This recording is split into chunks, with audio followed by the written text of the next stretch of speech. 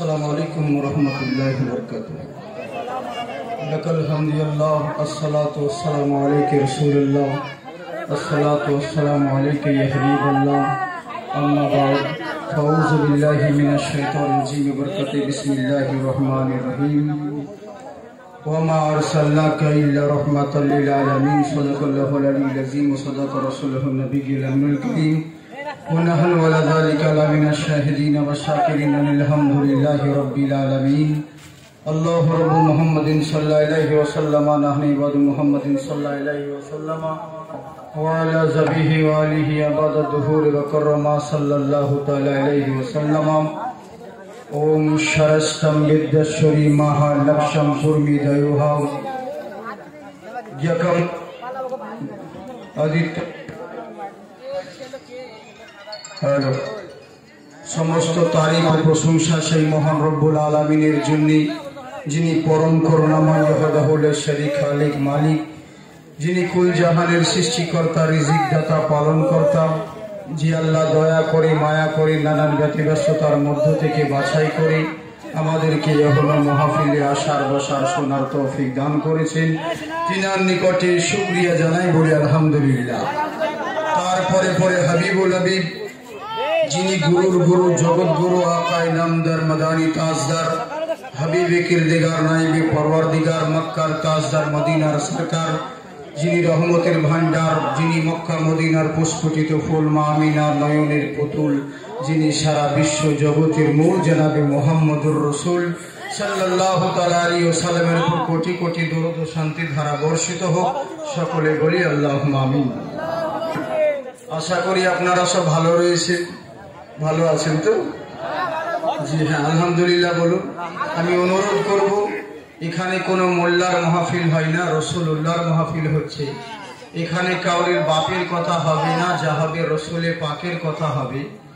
আর আমরা সুন্নি ওলামারা কখনো দালালি কথা বলি না, যেটা বলি দলিলি কথাই বলি। তাই অনুরোধ করব, যিনারা এখানে ওখানে দোকানে মাকানে যেখানে সেখানে আজারে বাজারে মাজারে ঘরে বাইরে রাস্তার ধারে অযথা সময় নষ্ট করছেন, দয়া করে ডাইসের সামনে এসে বসে পড়ুন, ইনশাআল্লাহ অশেষ সবের অধিকারী হবে। দেখুন, যার সুগার আছে তাকে বলতে পারবেন মাটির নিচের জিনিস খেও না, আলু খেও না, চিনি খেও না, মিষ্টি জিনিস খেও না, কিন্তু যার সুগার নেই তাকে বলতে পারবেন না। তাহলে বললে কেলানি খেতে হয়।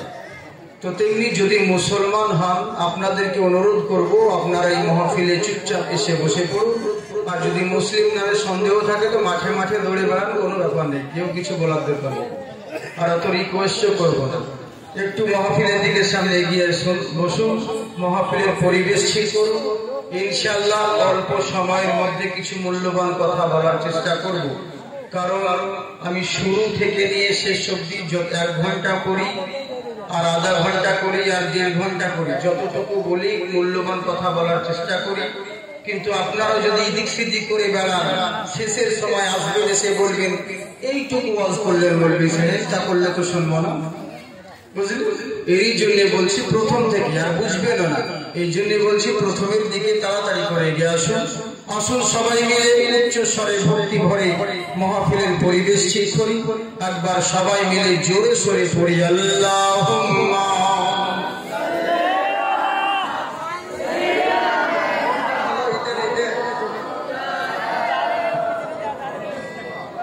ওয়ালা আলি সাইয়্যিদিনা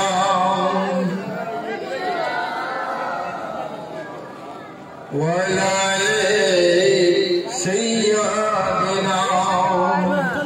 शफीअना मुहम्मद चांद सूरज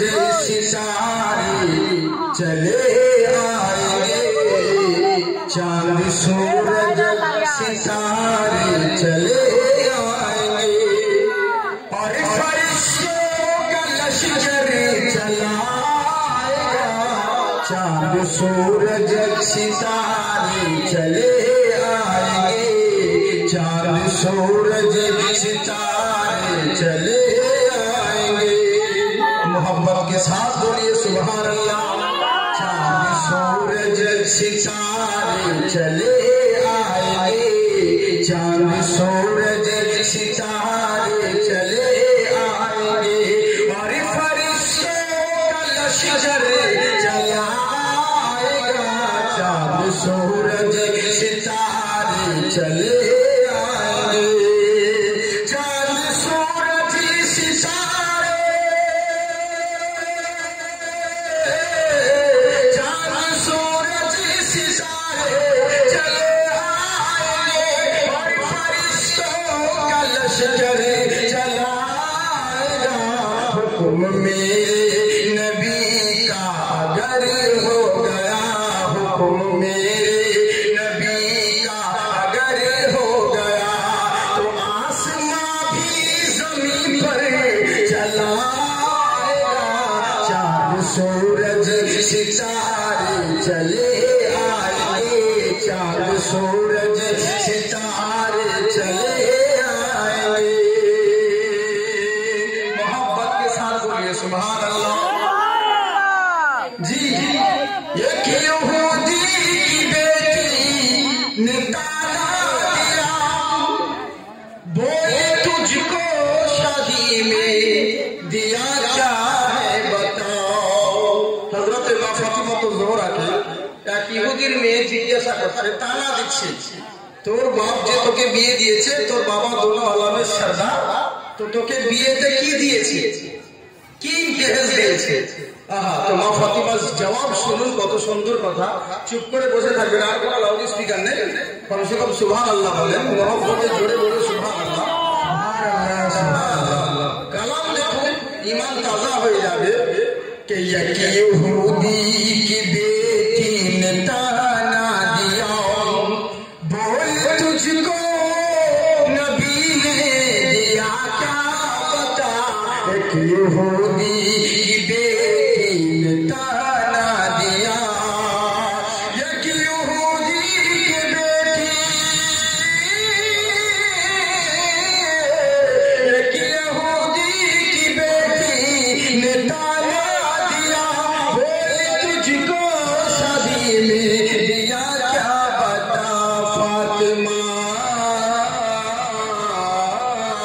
बोली ज़हरा गरीबी पसंद है मुझे, बोली ज़हरा गरीबी पसंद है मुझे, वरना जन्नत से ज़ेवर चला आएगा। चांद सूरज सितारे चले आएंगे, चांद सूरज सितारे चले आएंगे, और फरिश्तों का लश्कर चला आएगा। चांद सूरज सितारे। अल्लाहुम्मा सल्ली अला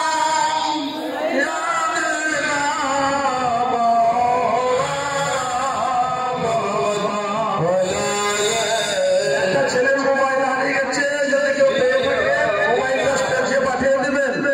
একটা ছেলের মোবাইল হারিয়ে গেছে, যদি কেউ পেয়ে থাকে স্টেজের মধ্যে মোবাইলটা পাঠিয়ে দেবেন।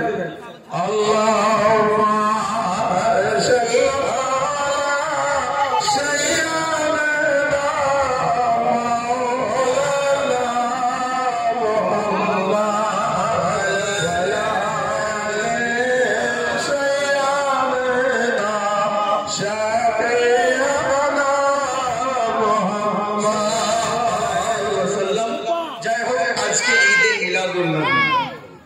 আসল ঈদ মিলাদুন নবী লোকে বলে মানানো যায় না। কে মানিয়েছে, কেন মানাতে হয়? নবীর ঈদ কি শুধু আমরা মানাচ্ছি? এটা আবার নতুন কোথায় এলো? অনেকের অনেক রকম প্রশ্ন থাকে, কেন করে? যেমন আমার কিছুদিন পূর্বে বাঁশুওয়ালা মা জিজ্ঞাসা করছে যে আপনারা রবিউল আউয়ালে নবী দিবস পালন করুন, এই যে খরচা করেন এটা সেটা, এই সমস্ত টাকা পয়সা গুলো খিচড়ি লোককে খাইয়ে এই সমস্ত টাকা পয়সা খরচ না করে কোনো এতিমখানাদেরকে যদি দিতেন, এতিমখানায় যদি কোনো এতিম বাচ্চাদেরকে, মাদ্রাসার ছেলেদেরকে যদি দিতেন, নেকি হতো না? তাহলে হ্যাঁ, নিশ্চয়ই সওয়াব হতো। নেকির কাজ, ভালো কাজ। তুই দেখছে যাচ্ছে ভালোই ভালো, আমার সঙ্গে তাল মিলাচ্ছে। তো বললে তাহলে আপনারা এরকম খরচা করছেন কেন? খরচা করছেন কেন? বলে খরচা এর জন্যই করছি। বলে আচ্ছা ঠিক আছে, তোর ছেলের যখন বিয়ে দিচ্ছিস তখন বরযাত্রী সমস্ত কিছু অলিমা খাওয়া দাওয়া আমারও চলছে, আর ওই সময় যদি আমি গিয়ে আমার মাদ্রাসার তালিবিনকে সবাইকে দিয়ে ঢুকিয়ে দিই যে তোমরা তো হাট্টা কাট্টা নওজওয়ান লোক, খেতে পারবে না, বাচ্চাদেরকে খেতে দাও, তো বিয়ে হবে ও মেনে নিবে বাড়ির মালিক। তুই তোর বেতে বেকার বিয়েতে খরচা খরচ কেন দে? তুই তো দিতে পারিস এতিম খানাগুলোকে খাওয়ালে, তুমি পারবে ওতে বেশি সময় হবে। অন্য সময় তুমি মানে টাকার দিকে খেয়াল থাকে নাই, রবিউল আউয়াল মাস যখন নবী দিবসের কথা হয় তখন তোমাদের এতিম খানা মনে পড়ে। বলে ঠিক আছে করছেন করুন, কিন্তু দিন ঠিক করে করা এটা তো ঠিক নয়। আচ্ছা বলুন তো দেখি, যেই বলুক না কেন ও বেটার আর ওর বাপে বিয়ে যখন হয় তো দিন ঠিক করে হয়েছিল না হয়নি? যে কোনো জিনিস দিন তো ঠিক করতে হবে না। এমনি বলবেন যে তোমাদের কনেওয়ালাকে বলবেন তুমি মা তোমার যখন পছন্দ হবে চলে আসবে, মন যখন চাইবে, আর বরকে বলবেন বাবা তোমার যখন ইচ্ছা হবে চলে আসবে বিয়ে করতে। হ্যাঁ, এরকম ভাবে হবে। বর এলে হয়তো মনে থাকবে না, কোনে এলে বর পাবে না, বর এলে হয়তো বরযাত্রী এলে, বরযাত্রী এলে কাজী সাহেব নেই, গোলমাল হবে। এর জন্য একটা দিন মুকাররর করা হয়, দিন তৈরি করা হয়। এই বিভিন্ন রকম নানান ঝোনা, নানান রকম বলবো কারে আর শুনতে গেলে নানান রকম ষড়যন্ত্র। বলে সৌদি আরবে তো হয় না, আগে তো ওর বাপ বলেছে যে সৌদিতে যা হবে তোকে তাই করতে হবে। কোন হাদিসে আছে যে সৌদি আরবে যা করবে তোরা তাই করিস? তোদের তবলিগ জামাতটা সৌদি আরবে বন্ধ করে দিয়েছে, তাহলে করছিস কেন? তাই তো কোন ইসলাম কোন দেশকে ফলো করে চলে না, আল্লাহ আল্লাহ রাসূল কোরআন ও হাদিস মেনেছেন, কোরআন ও হাদিসের মোতাবেক চলে, কারণ বাপের কথায় চলে না, আমার রাসূলের পাকের কথায় চলে। আসুন সেই মিলাদুন নবী শুধু আমরা এখন করছি না, আমার নবী যখন পৃথিবীর বুকে আবির্ভাব হয়নি আপনারা সবাই বলেন 12 রবিউল আউয়াল বিশ্ব নবীর জন্ম দিবস, বলেন না? আসলে তো এটা ভুল কথা, বিশ্ব নবীর জন্ম দিবস নয়, কারণ নবীর জন্ম তো বহু পূর্বে হয়েছে, যখন কিছুই সৃষ্টি হয় নাই তখন নবীকে সৃষ্টি করা হয়েছে। 12 রবিউল আউয়াল নবীর আগমন দিবস, যাকে দুনিয়াতে পাঠানো হয়েছে 12 রবিউল আউয়ালে, তাই বলে নবীর জন্ম হয়নি সেদিন, বুঝলেন? সেদিন দুনিয়াতে এসেছেন আমার নবী মুস্তাফা, এটা হচ্ছে নবীর আগমন দিবস। পৃথিবীর বুকে বিশ্ব নবীর আগমন দিবস 12 রবিউল আউয়াল। তাছাড়া নবীর সৃষ্টি বহু পূর্বে হয়েছে। আমার আল্লাহ রাব্বুল আলামিন যখন চাইলেন যে আমি আমার রব্বুবিয়তটাকে জাহির করব, প্রচার করব, তখন আল্লাহ পাক নিজ নূর হতে নবী মুস্তাফার নূর তৈরি করলেন। নবী মুস্তাফার নূর থেকে तमाम জগতের সৃষ্টি নূর তৈরি করলেন, রূহ তৈরি করলেন, নবীর নূর থেকে সারা জগৎ তৈরি করলেন। বহু ইতিহাস আমি সেদিকে যাচ্ছি না, সমগ্র রূহ জগৎকে এক জায়গায় হাসিল করে আমার আল্লাহ বললেন আলাস্তু বিরাব্বিকুম, আমি কি তোমাদের রব নই? সকল রূহ বলেছিলেন ক্বালু বালা, হ্যাঁ নিশ্চয় আপনি আমাদের রব। আমার আল্লাহ রাব্বুল আলামিন আমার এক জামানা পেরিয়ে গেল, আমার সমগ্র আম্বিয়া কিরামের রূহগুলোকে এক জায়গায় হাসিল করলেন, করার পরে বলছে শোনো, আমি যখন তোমাদের রব, তোমরা যখন আমাকে স্বীকার করে নিয়েছো, তোমাদের নিকটে আমি একজন আমার প্রিয় মেহবুবকে পাঠাবো, অতএব তোমরা তাকে কখনো অমান্য করবে না, তার পায়রানি করবে, তার মহব্বত করবে, তার তাজিম করবে। আর তার যদি তাজিম করো আমি রব্বুল আলামিন পোষাবো, কারণ তাকে সৃষ্টি না করলে আমি আল্লাহ তোমাদেরকে সৃষ্টি করতাম না। সুবহানাল্লাহ। হযরত আদম আলাইহিস সালামের পুতলা তৈরি করলেন। বহু ঘটনা সংক্ষিপ্তে শুধু মেন কথাগুলো বলছি যে নবীর মিলাদ কবে থেকে শুরু হচ্ছে, বুঝেছেন? আদম আলাইহিস সালামের পুতলা তৈরি করলেন। আপনাদের এখনো খাওয়া দাওয়া শেষ হয়নি নাকি? যারা খায়নি তারা খেয়ে আসুন, হ্যাঁ ওদিকে খেতেও যাবেন, ওদিকে আপনাদের খাওয়া দাওয়া শেষ, এদিকে আমাদের রসও শেষ। হ্যাঁ এতক্ষণ কি করছিলেন? যারা খাননি অবশ্য আপনারা খেয়ে আসবেন, তবে একটু রাস্তায় ভিড় ভাট্টা করবেন না, তাড়াহুড়ো করে মাহফিলের দিকে এসে বসুন, এতে অসুবিধা হয়। আমাদেরকে ভাগ্যক্রমে কোনো জায়গায় কোনো বাই চান্স মিলে যায়, বুঝলেন, কোনো না কোনো কাজের জায়গায়। হ্যাঁ, এটা নয় যে আজকে পেয়ে গেলাম আবার হয়তো এক মাস পর আমরা জলসা করে আবার পেয়ে যাবো, তা নয়, চান্স নেই, বুঝলেন তো। এই হচ্ছে ব্যাপার, এটা হচ্ছে আল্লাহ পাকের কুদরত। যা হোক আপনাদের দোয়া ভালোবাসার টানে কোনো না কোনো ক্রমে আশা হয়েছে, আজকে পেরেছি। তো এরই জন্য বলছি, যখন এনেছেন আপনারা, আপনাদের ভালোবাসায় যখন এসেছি, আমার মহব্বতে আপনারা যখন এসেছেন, তো কিছুটুকু সময়, একটু মূল্যবান সময় কাজে লাগান। এদিক সেদিকে যদি সময় কাটিয়ে নষ্ট করে দেন, তাহলে কি লাভ হলো? যেই দুঃখের সেই দুঃখ, আর এত দূর থেকে বক্তা এনে কিছু, হ্যাঁ, তো সময় ভালো ছিল। তো এই হচ্ছে ব্যাপার, যখন সামনে এসেছি একটু মনোযোগ সহকারে শুনে মহাপিলের পরিবেশটা ঠিক করুন। এরকম চেঁচামেচি এদিক এদিকে আপনাদের পরিবেশ ঠিক করতে যদি আধা ঘন্টা লাগে, তো তাহলে আমি কি করবো? এরকম অনেক জায়গায় হয়, শুধু আপনাদের এখানে আর কেউ নেই। তো ওই জন্য আমি আপনাদেরকে রিকোয়েস্ট করছি, অন্য জায়গায় রিকোয়েস্ট করি না, বক্তব্য স্টার্ট করে দিই, বাস টাইম হয়ে যায়, 1.5 ঘন্টা হয়ে যায়, নেমে পড়ি। কে এলো আর কে বসে, ওসব আমার দেখা দরকার নেই। কিন্তু আপনারা গ্রাম্য মানুষ তো, হ্যাঁ, যেহেতু এদিকে বারবার আসবো না, পাওয়া যাবে না, এই জন্য এসেছি যখন আপনাদের ভালোবাসা, এই জন্য আপনাদেরকে রিকোয়েস্ট করছি যে দয়া করে সোনামুখী বাপজি এসে বসুন। হ্যাঁ, এই সময়টা, এই রাতটা চলে গেলে আর কখনো ফেরত পাবেন না।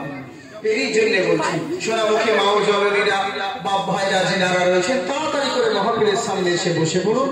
তাহলে সবারই শুনতে সুবিধা হবে, বুঝতে সুবিধা হবে, শান্তভাবে আমাকেও আলোচনা করতে ঠিক হবে।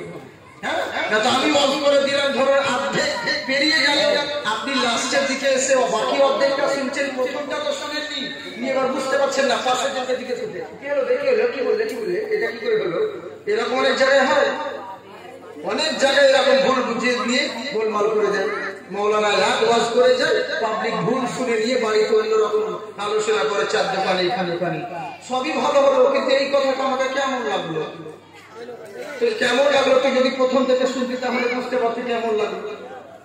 লাস্টের দিকে শুনে এখন পাল্টা, এখন বক্তা বলেছে রাজা রামমোহন কোনোদিন ভাঙিয়া পড়িতেন না, ও এখন শুনে নিয়েছে রাজা রামমোহন কোনোদিন জানিয়া পড়িতেন না। এই অবস্থা হয়, যার জন্য বলছে সোনামুখী একবার মহব্বতের সহিত বসুন, একবার সবাই মিলে হাত উঠিয়ে বলেন তো আল্লাহু আকবার। সবাই উঠাচ্ছেন না, 2 হাত তুলে বলেন আল্লাহু আকবার। সাথে সাথে যার জিকির হচ্ছে, একবার তার আমার সাথে সাথে আপনারাও সবাই মিলে জিকির করুন, ইনশাআল্লাহ নাকি পাবেন। আজকে জিকির হচ্ছে মুস্তাফা, তো সবাই মিলে আমরা বলবো ইয়া মুস্তাফা, ইয়া মুস্তাফা। আরে নবী মুস্তাফার নাম যত জবানে নিবেন, আল্লাহ রাব্বুল আলামিন প্রত্যেকটা নামের বদৌলতে আল্লাহ রাব্বুল আলামিন জান্নাতে আপনার জন্য একটা গাছ লাগিয়ে দিবে। সুবহানাল্লাহ, একবার হাত উঠিয়ে বলেন আল্লাহু আকবার। রাসূলুল্লাহ মুস্তাফা, মুস্তাফা মুস্তাফা, সবাই মিলে বলুন মুস্তাফা, মুস্তাফা, मेरी आंखें तरसती है दीदार को, देख लूं मैं खुदा अपने सरकार को। बोले अल्लाह आमीन। मेरी आंखें तरसती है दीदार को, देख लूं मैं खुदा अपने सरकार को। गर हो आए नजर इसी गुनहगार को, गर हो आए नजर इसी गुनहगार को, तो लिपट जाऊं कदमों में कहता हुआ मुस्तफा, मुस्तफा,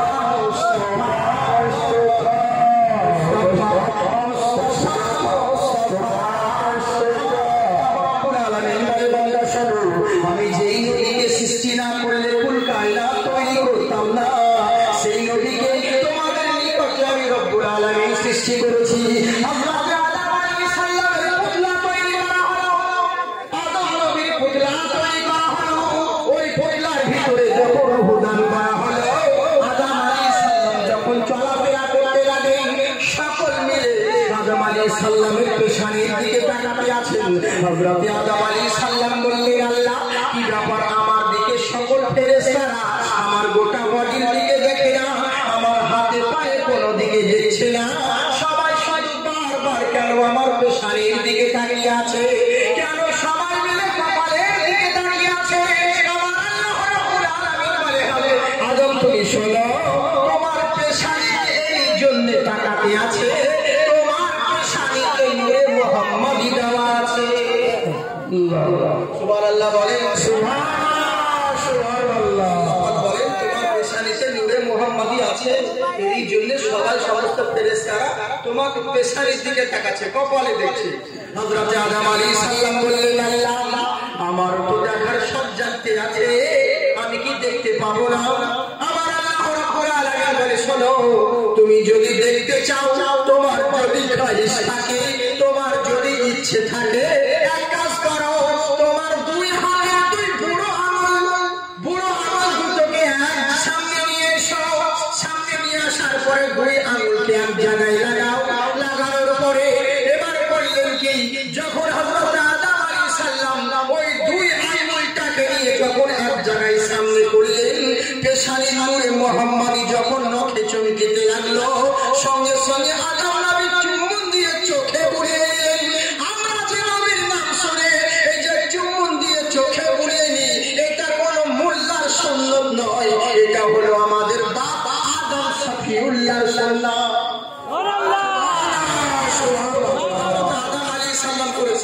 এটাও একটা দলিল পেলেন যে আমরা যেটা করি কেন করি, কে করেছিলেন সর্বপ্রথম? এবার বলল হযরত আদম আলাইহিস সালামের জান্নাতের মধ্যে রাখা হলো।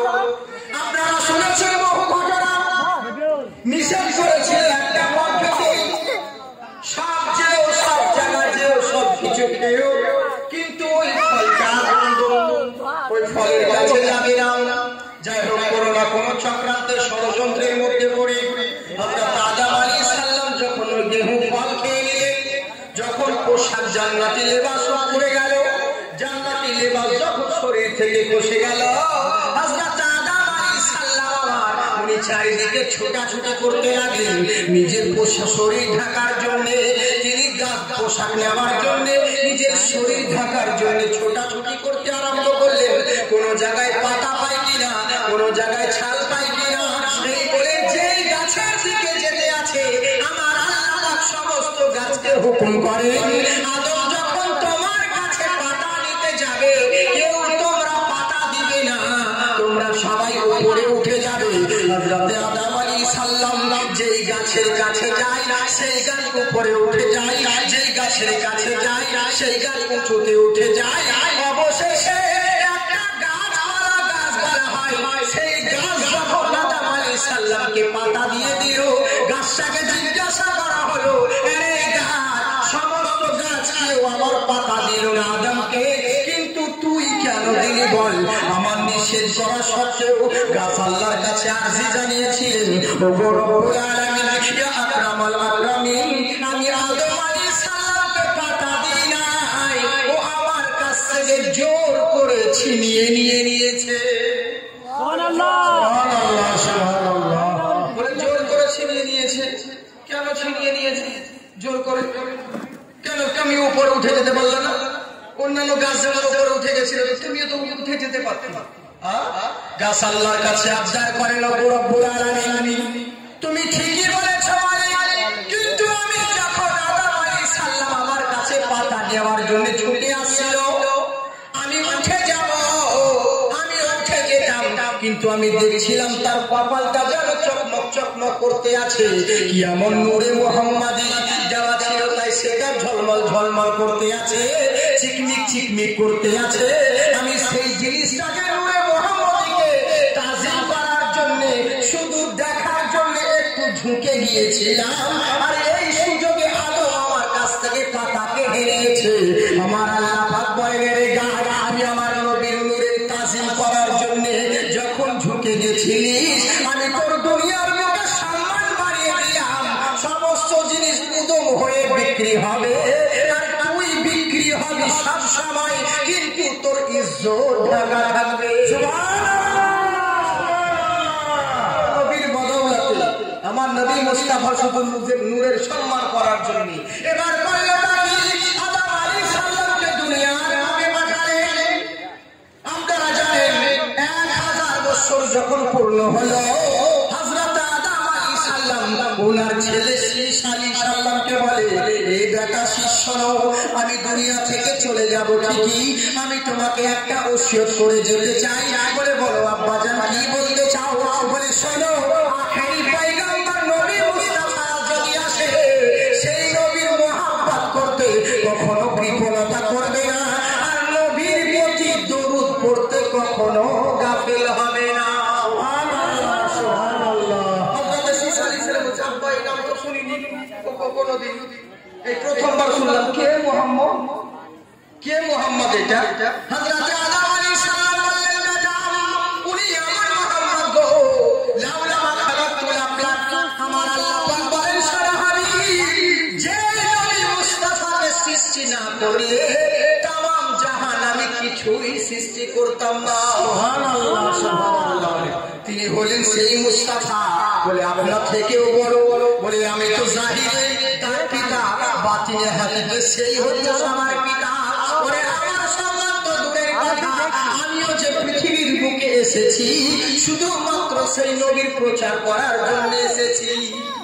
সুবহানাল্লাহ বলেন। সুবহানাল্লাহ, সুবহানাল্লাহ। চিন্তা করুন, নবীর আবির্ভাব হয়নি, তার আগে নবীর মিলাদ চলছে। আমরা তো এখন করছি মিলাদ, হ্যাঁ, নবীর আসার পরে আমরা মিলাদ করছি, হ্যাঁ, কিন্তু নবী আসেই নাই পৃথিবীর বুকে, তার আগে নবীর গুণগান চলছে, নবীর চর্চা চলছে।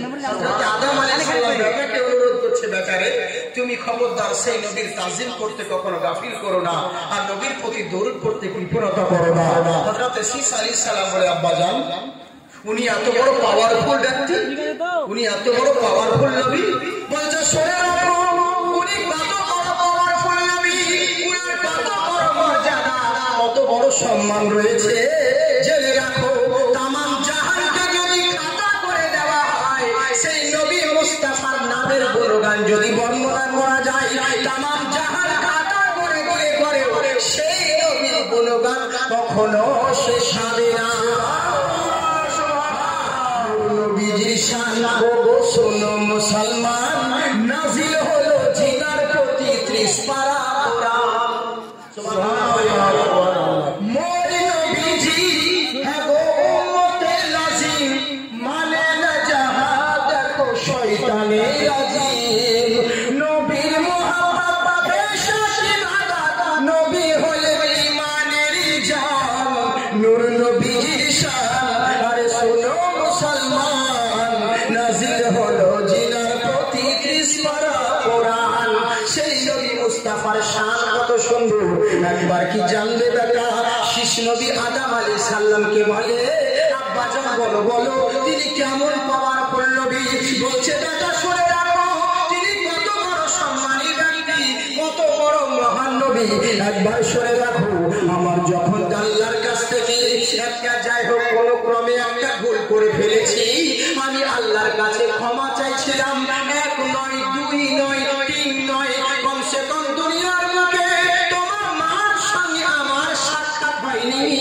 1 বছর, 200 বছর ধরে, 250 বছর ধরে, 350 বছর ধরে আমি কান্নায় ভেঙে পড়েছিলাম, কিন্তু মহান স্রষ্টা আমার কান্না দেখে আমার দোয়া কবুল করে না।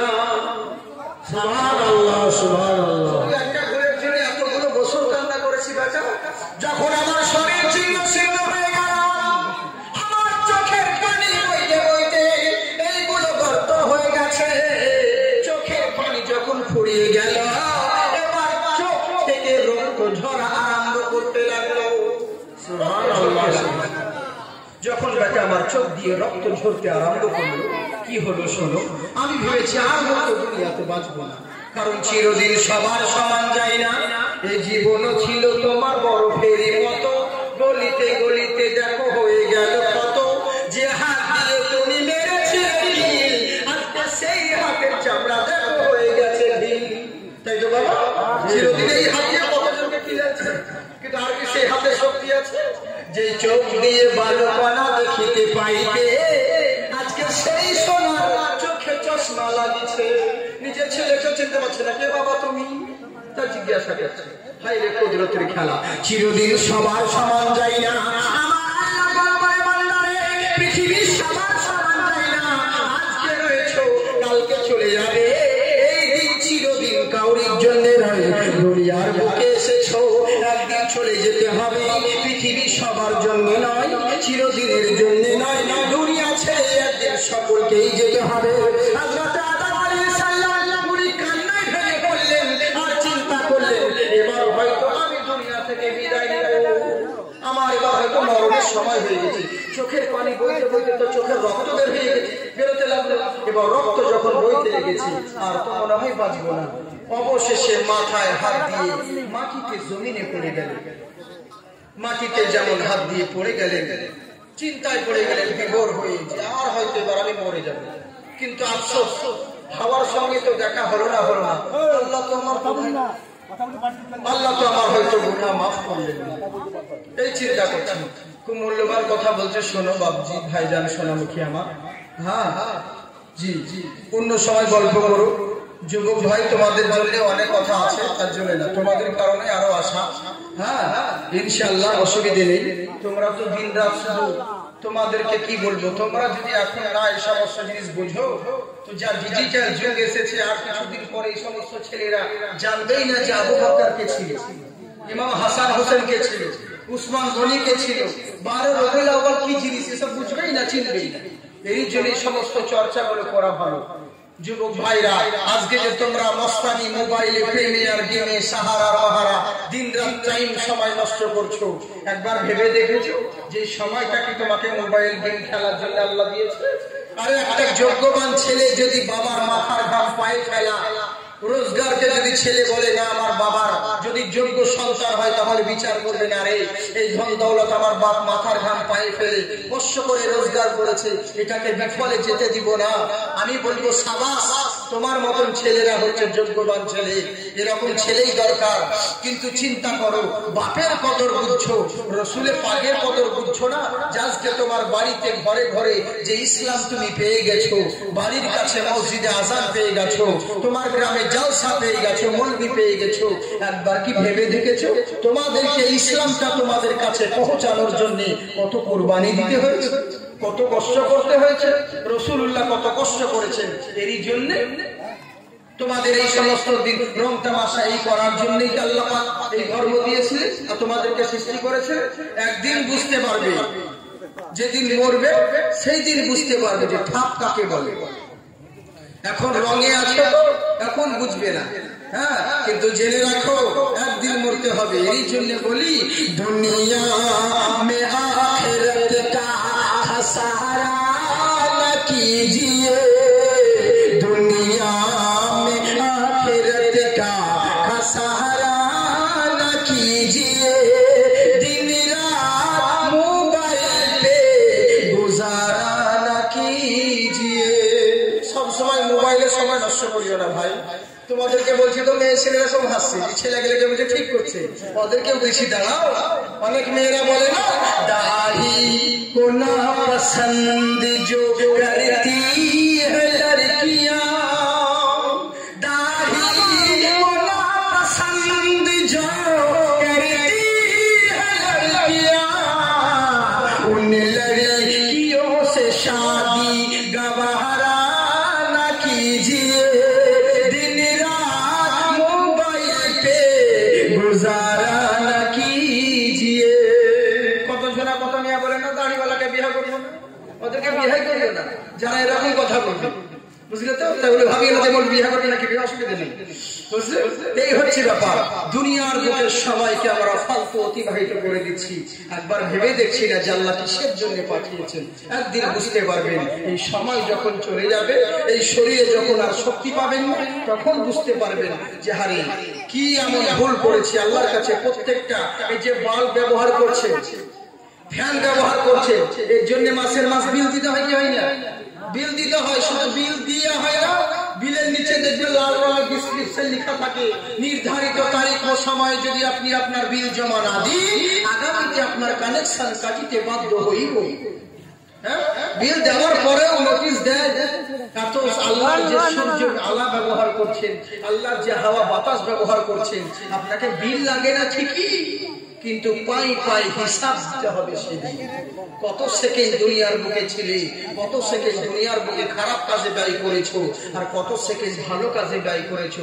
কত সহজ পৃথিবী, তুমি একটা মোল্লা, বিনা স্বার্থে পা চলো না, আর আল্লাহ পাক তোমাকে সৃষ্টি করেছে, এত বড় পৃথিবী দিয়েছে ছেলে খেলানো করার জন্য।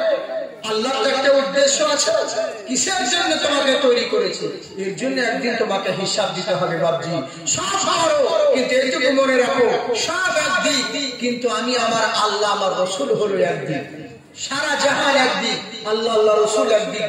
দুনিয়াতে থাকতে গেলে ধন দৌলত, বাড়ি গাড়ি, টাকা পয়সা দরকার আছে, তাই বলে এই নয় যে এর মধ্যে আপনাকে পড়ে যেতে হবে, বুঝলেন? আল্লাহ আল্লাহ রসুলের পথে ফিরে আসুন। চিরদিন সবার সমান যায় না, এই সময় চিরদিন এক থাকবে না, একদিন ক্ষয় হতেই হবে।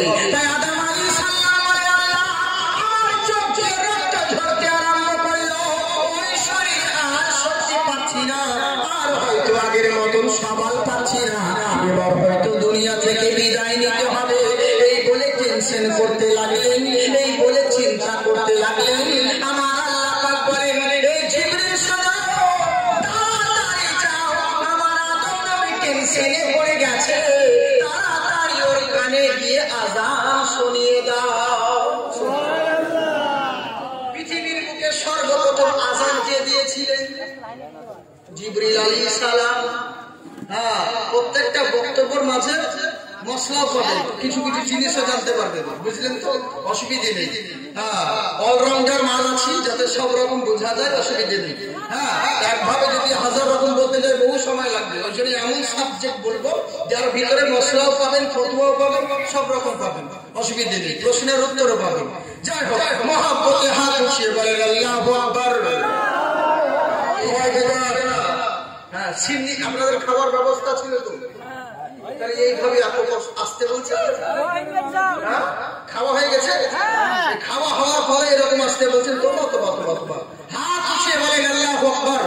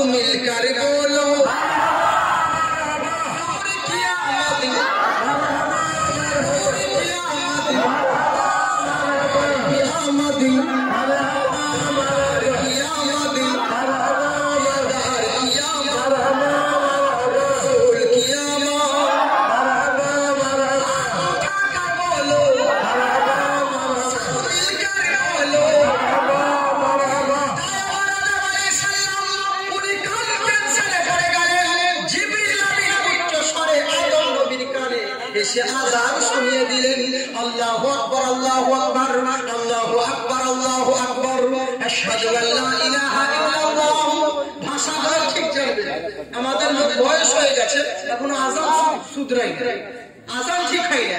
মসজিদে আযান দিচ্ছে এক এক ঝুনে এক এক রকম, এক এক ঝুনে এক এক রকম। আল্লাহু আকবার বলছে, আকবার বলছে, আকবার, আসলে আকবরের মানে আলাদা, এটা হচ্ছে আকবার, আকা হবে, কথা বলি যে আমরা, এটা হচ্ছে আকা,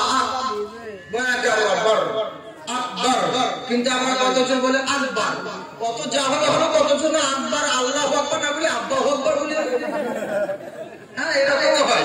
এই জন্য বলছি আযান শুনিয়ে দিলেন, আল্লাহু আকবার আল্লাহু আকবার আশহাদু আল্লা ইলাহা ইল্লাল্লাহ আশহাদু আল্লা ইলাহা ইল্লাল্লাহ আশহাদু আন্না মুহাম্মাদুর রাসূলুল্লাহ আশহাদু আন্না মুহাম্মাদুর রাসূলুল্লাহ সাল্লাল্লাহু আলাইহি ওয়াসাল্লাম। এই বলে তিনি আযান শুনিয়ে দিলেন। নিয়ম হলো এটাই, শুধু নামাজের জন্য আযান দিতে হয় না, আযানটা শুধু নামাজের টাইমে দিতে হয় তা নয়, বিপদে পড়লে দিতে হয়, টেনশনে মুসিবতে পড়লে আযান দিতে হয়।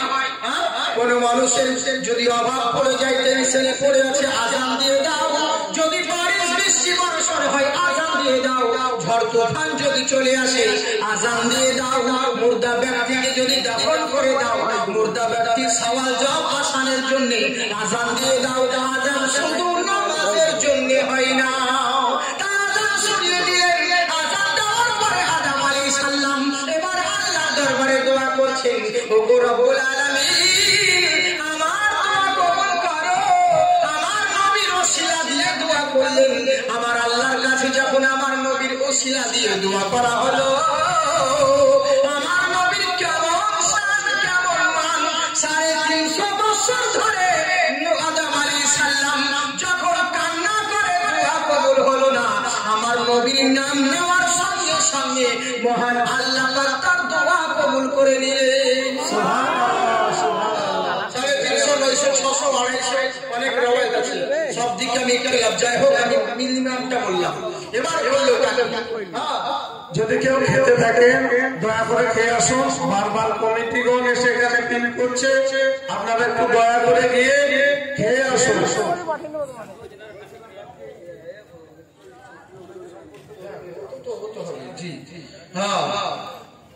জি জি জি জি, একটু সামনে আপনারা জিনারা খাবার আপনাদের ব্যবস্থা হয়েছে, খাননি তারা খেয়ে আসো।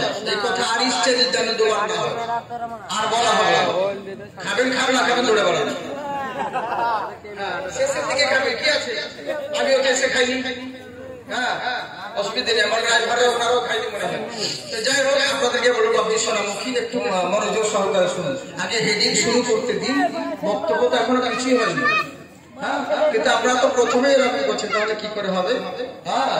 আসুন, আমার নবীর কেমন সম্মান, যেমন নবীর ওসিলা দেওয়া হলো, মহান আল্লাহ দোয়া কবুল করেন। এবার যখন দোয়া কবুল হলো, দোয়া কবুল হওয়ার পরে আমার আল্লাহ পাক জিজ্ঞাসা করেন, হে আদম আলাইহিস সালাম বলো কি ব্যাপার, বলো এতদিন ধরে তুমি কান্না করছিলে, এই দোয়াটা আজকে যেই দোয়াটা তুমি করলে, যার ওসিলা দিয়ে এতদিন আগে যদি এই দোয়া করতে আমি আল্লাহ কবুল করে নিতাম, এতদিন কান্না করতে হতো না, হয়রান হতে হতো না।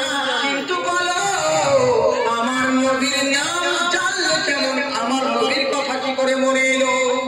সুবহানাল্লাহ, সুবহানাল্লাহ। হযরত আদম আলাইহিস সালাম বলেন, আমি টেনশনে পড়ে গেছিলাম, আমি বিফল হয়ে গেছিলাম, কিন্তু আমার কানে তোমার ফেরেশতা এসে যখন আযান দিল, আর আযানের মধ্যে এক জায়গায় ছিল আশহাদু আন্না মুহাম্মাদুর রাসূলুল্লাহ, এই শব্দ যেমন শুনেছি চট করে আমার মনে পড়ে গেছে, আল্লাহ যখন তুমি আমাকে জান্নাতে রেখেছিলে, আমি জান্নাতের দরওয়াজায় দেখেছিলাম লা ইলাহা ইল্লাল্লাহ, অপর পাশে মুহাম্মাদুর রাসূলুল্লাহ। জান্নাতের চৌখাটে দেখেছিলাম লা ইলাহা ইল্লাল্লাহ, অপর পাশে মুহাম্মাদুর রাসূলুল্লাহ। বুড়িদের ডান চোখে দেখেছিলাম লা ইলাহা ইল্লাল্লাহ, তাদের বাম চোখে দেখেছিলাম মুহাম্মাদুর রাসূলুল্লাহ। বুড়িদের কপালে দেখেছিলাম লা ইলাহা ইল্লাল্লাহ, পেশায় ঢুকে দেখেছিলাম মুহাম্মাদুর রাসূলুল্লাহ। জান্নাতের গাছের পাতায় দেখেছিলাম লা ইলাহা ইল্লাল্লাহ, অপর পাশে মুহাম্মাদুর রাসূলুল্লাহ। জান্নাতের জানালায় দেখেছিলাম লা ইলাহা ইল্লাল্লাহ, অপর পাশে মুহাম্মাদুর রাসূলুল্লাহ। সমস্ত জায়গায় তোমার নামের পাশে সেই নামটা দেখেছি, আর আজকে আযানের মধ্যে ওই নামটা শুনতে পেলাম, আমার মনে পড়ে গেল আল্লাহ তুমি তোমার নামের পাশে যার নামের জায়গা দিয়েছো, নিশ্চয় সেই সম্মানী সেই মহান নবী, এই জন্য তার ওসিলা দিলাম আল্লাহ তুমি আমার দোয়া কবুল করো। সুবহানাল্লাহ, দেওয়া হলো, আমার আল্লাহ পাক দোয়া কবুল করে নিলেন। আর যেমন দোয়া কবুল করা হয়ে গেল, এবার আদম আলাইহিস সালাম শুকরিয়া জ্ঞাপনার্থে আল্লাহর দরবারে 2 রাকাত নামাজের নিয়ত করলেন। সুবহানাল্লাহ, নারায়ে তাকবীর, নারায়ে তাকবীর, নারায়ে রিসালাত, নারায়ে রিসালাত। জি, হযরত আদম আলাইহিস সালামের দোয়া কবুল হলো। এবার আদম আলাইহিস সালাম শুকরিয়া জ্ঞাপনের জন্য 2 রাকাত না মা হাওয়াকেও পেয়ে গেলেন, 2 রাকাত নামাজে নিয়ত করলেন। কিসের নামাজ? সময়টা ছিল কখন? ওই সময়টা ছিল রাত্রে শেষ অংশে, ভোরবেলায় যখন সুবহে সাদিকের টাইম, হযরত আদম আলাইহিস সালাম উনি করলেন কি ওই জায়গায় 2 রাকাত শুকরানার জন্য নামাজ আদায় করলেন। আর এই নামাজটা আমার আল্লাহ এত পছন্দ করলেন। আমার নবী মুস্তাফা যখন মেরাজে গেলেন, আমার নবীকে বললেন, হাবিব আপনার জন্য একটা উপহার দিলাম, ফজরের নামাজ। এই ফজরের নামাজ কেউ কোনোদিন জানে না, পড়েনি। সর্বপ্রথম আমার আদম নবী পড়েছিলেন। আমার ওই আদম নবীর ইবাদত করাটা এত পছন্দ হয়ে গেল, আপনার উম্মতের জন্য এটাকে ফরজ করে দিলাম। যারা আপনার উম্মতেরা এই ফজরের 2 রাকাত নামাজ আদায় করবে, আদম আলাইহিস সালাম যত বছর কান্না করে নেকি হাসিল করেছিলেন, আমি আল্লাহ যারা ফজরের নামাজ আদায় করবে তাদের আমলনামায় অতটাই নেকি দান করব। সুবহানাল্লাহ, সুবহানাল্লাহ। সেই নবীর বদৌলতে এত বড় সম্মান পেলাম, মর্যাদা পেলাম। তো সর্বপ্রথম ফজরের নামাজ আদায় করেছিলেন হযরত আদম আলাইহিস সালাম। তাই আমার আদম নবী বলেন, বেটারে সেই নবীর এত সম্মান, এত মর্যাদা, যে নবীর জন্য আমার রব্বুল আলামিন আমার দোয়া কবুল করেছিল। ওই নবীর মহব্বত করতে কখনো গাফিল হয়ো না। সুবহানাল্লাহ, সুবহানাল্লাহ। সাল্লামকে বললেন, এইভাবে পরস্পর কমবেশ অসংখ্য পয়গম্বর পৃথিবীর বুকে আবির্ভাব হয়েছিলেন। প্রত্যেকে আমার নবীর গুণগান, নবীর মিলাদ করেছিলেন। আমরা যেমন প্রধান বক্তা, প্রত্যেক বক্তা স্টেজে আসে, আর এসে প্রধান বক্তার নাম করে যে আমার পরে প্রধান বক্তা আসবে, তারপরে বক্তা চলে যায়। ওই বক্তাও বলে আমার পরে প্রধান বক্তা আসবে। যখন প্রধান বক্তা চলে আসে, বক্তব্য হয়ে যায়, জালসাও হয়ে যায়, প্যান্ডেলে সব যে যেখানকার খুশি সেখানে চলে যায়। আমার রব্বুল আলামিন পৃথিবীর বুকে সারা জাহানকে, জগৎকে করেছেন শ্রোতা। হযরতে মা আমিনার কোলকে করেছেন সিংহাসন, মক্কা নগরকে করেছেন স্টেজ। আর সমস্ত বক্তাগণ নবী আলাইহিস সালামরা এসেছেন আর আমার নবীর প্রচার করেছেন। শেষ পর্যন্ত আমার নবী মুস্তাফার আবির্ভাব হলো 12 রবিউল আউয়ালে, সুবহে সাদিকে। অন্ধকার জগৎটা আলোকিত হলো। যেই নবী না এলে কুল জাহান কিছুই পেতাম না। সেই নবী এসে মহান স্রষ্টার পরিচয় দিলেন। গুমরাহির জগৎ ছিল, অন্ধকারের জগৎ ছিল। আমার নবী মুস্তাফা পৃথিবীর বুকে এসে অন্ধকার জগৎটাকে আলোকিত করলেন। সুবহানাল্লাহ, সুবহানাল্লাহ। আমরা মানাচ্ছি, আমরা আজকে উদযাপন করছি। আল্লাহ পাকের শুকরিয়া যে আমরা করছি না, আল্লাহর কাছে শুকরিয়া জ্ঞাপন করেন যে আল্লাহ আপনাদের দ্বারাই আল্লাহ রাসূলের মিলাদ মাহফিল করিয়ে নিচ্ছেন। এরই জন্য আল্লাহর কাছে শুকরিয়া করা দরকার। একবার সবাই মিলে বলি আলহামদুলিল্লাহ। বক্তব্য তাহলে শুরু করি নাকি? বলবো না ছেড়ে দেবো? কারা কারা শুনবেন না হাত উঠান। সবাই শুনবেন? মাশাআল্লাহ, সুবহানাল্লাহ। করে এনার্জি ওরকম হয়ে যায়।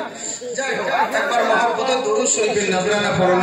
আল্লাহুম্মা সাল্লি আলা সাইয়্যিদিনা মাওলানা মুহাম্মাদ ওয়া আলা আলি সাইয়্যিদিনা শাফিয়ানা মুহাম্মাদ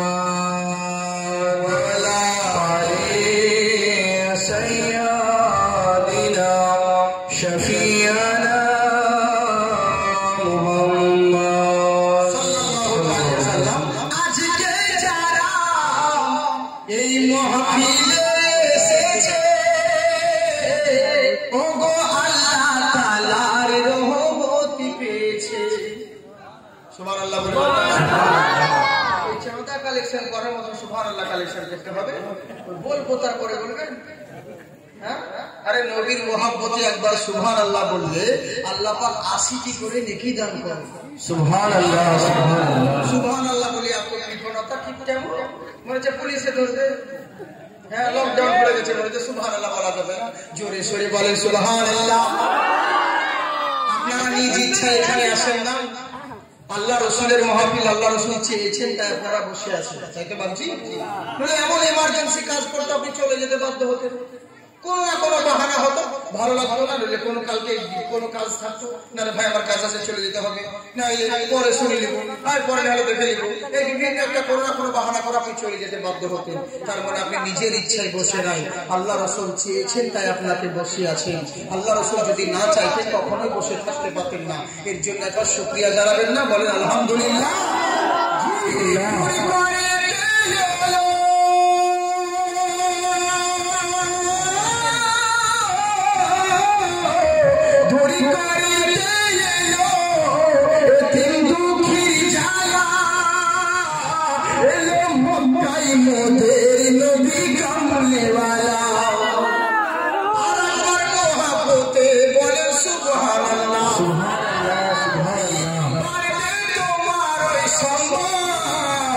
बोलो सल्लु अलैहि सलाम, बोलो सल्लु अलैहि सलाम। যত সব মুমিন গলে সুবহানাল্লাহ বলেন কেন? সুবহানাল্লাহ। বলতে আছেন শোনো ও জগৎবাসী শোনো, ওয়া মা আরসালনাকা ইল্লা রাহমাতাল লিল আলামিন।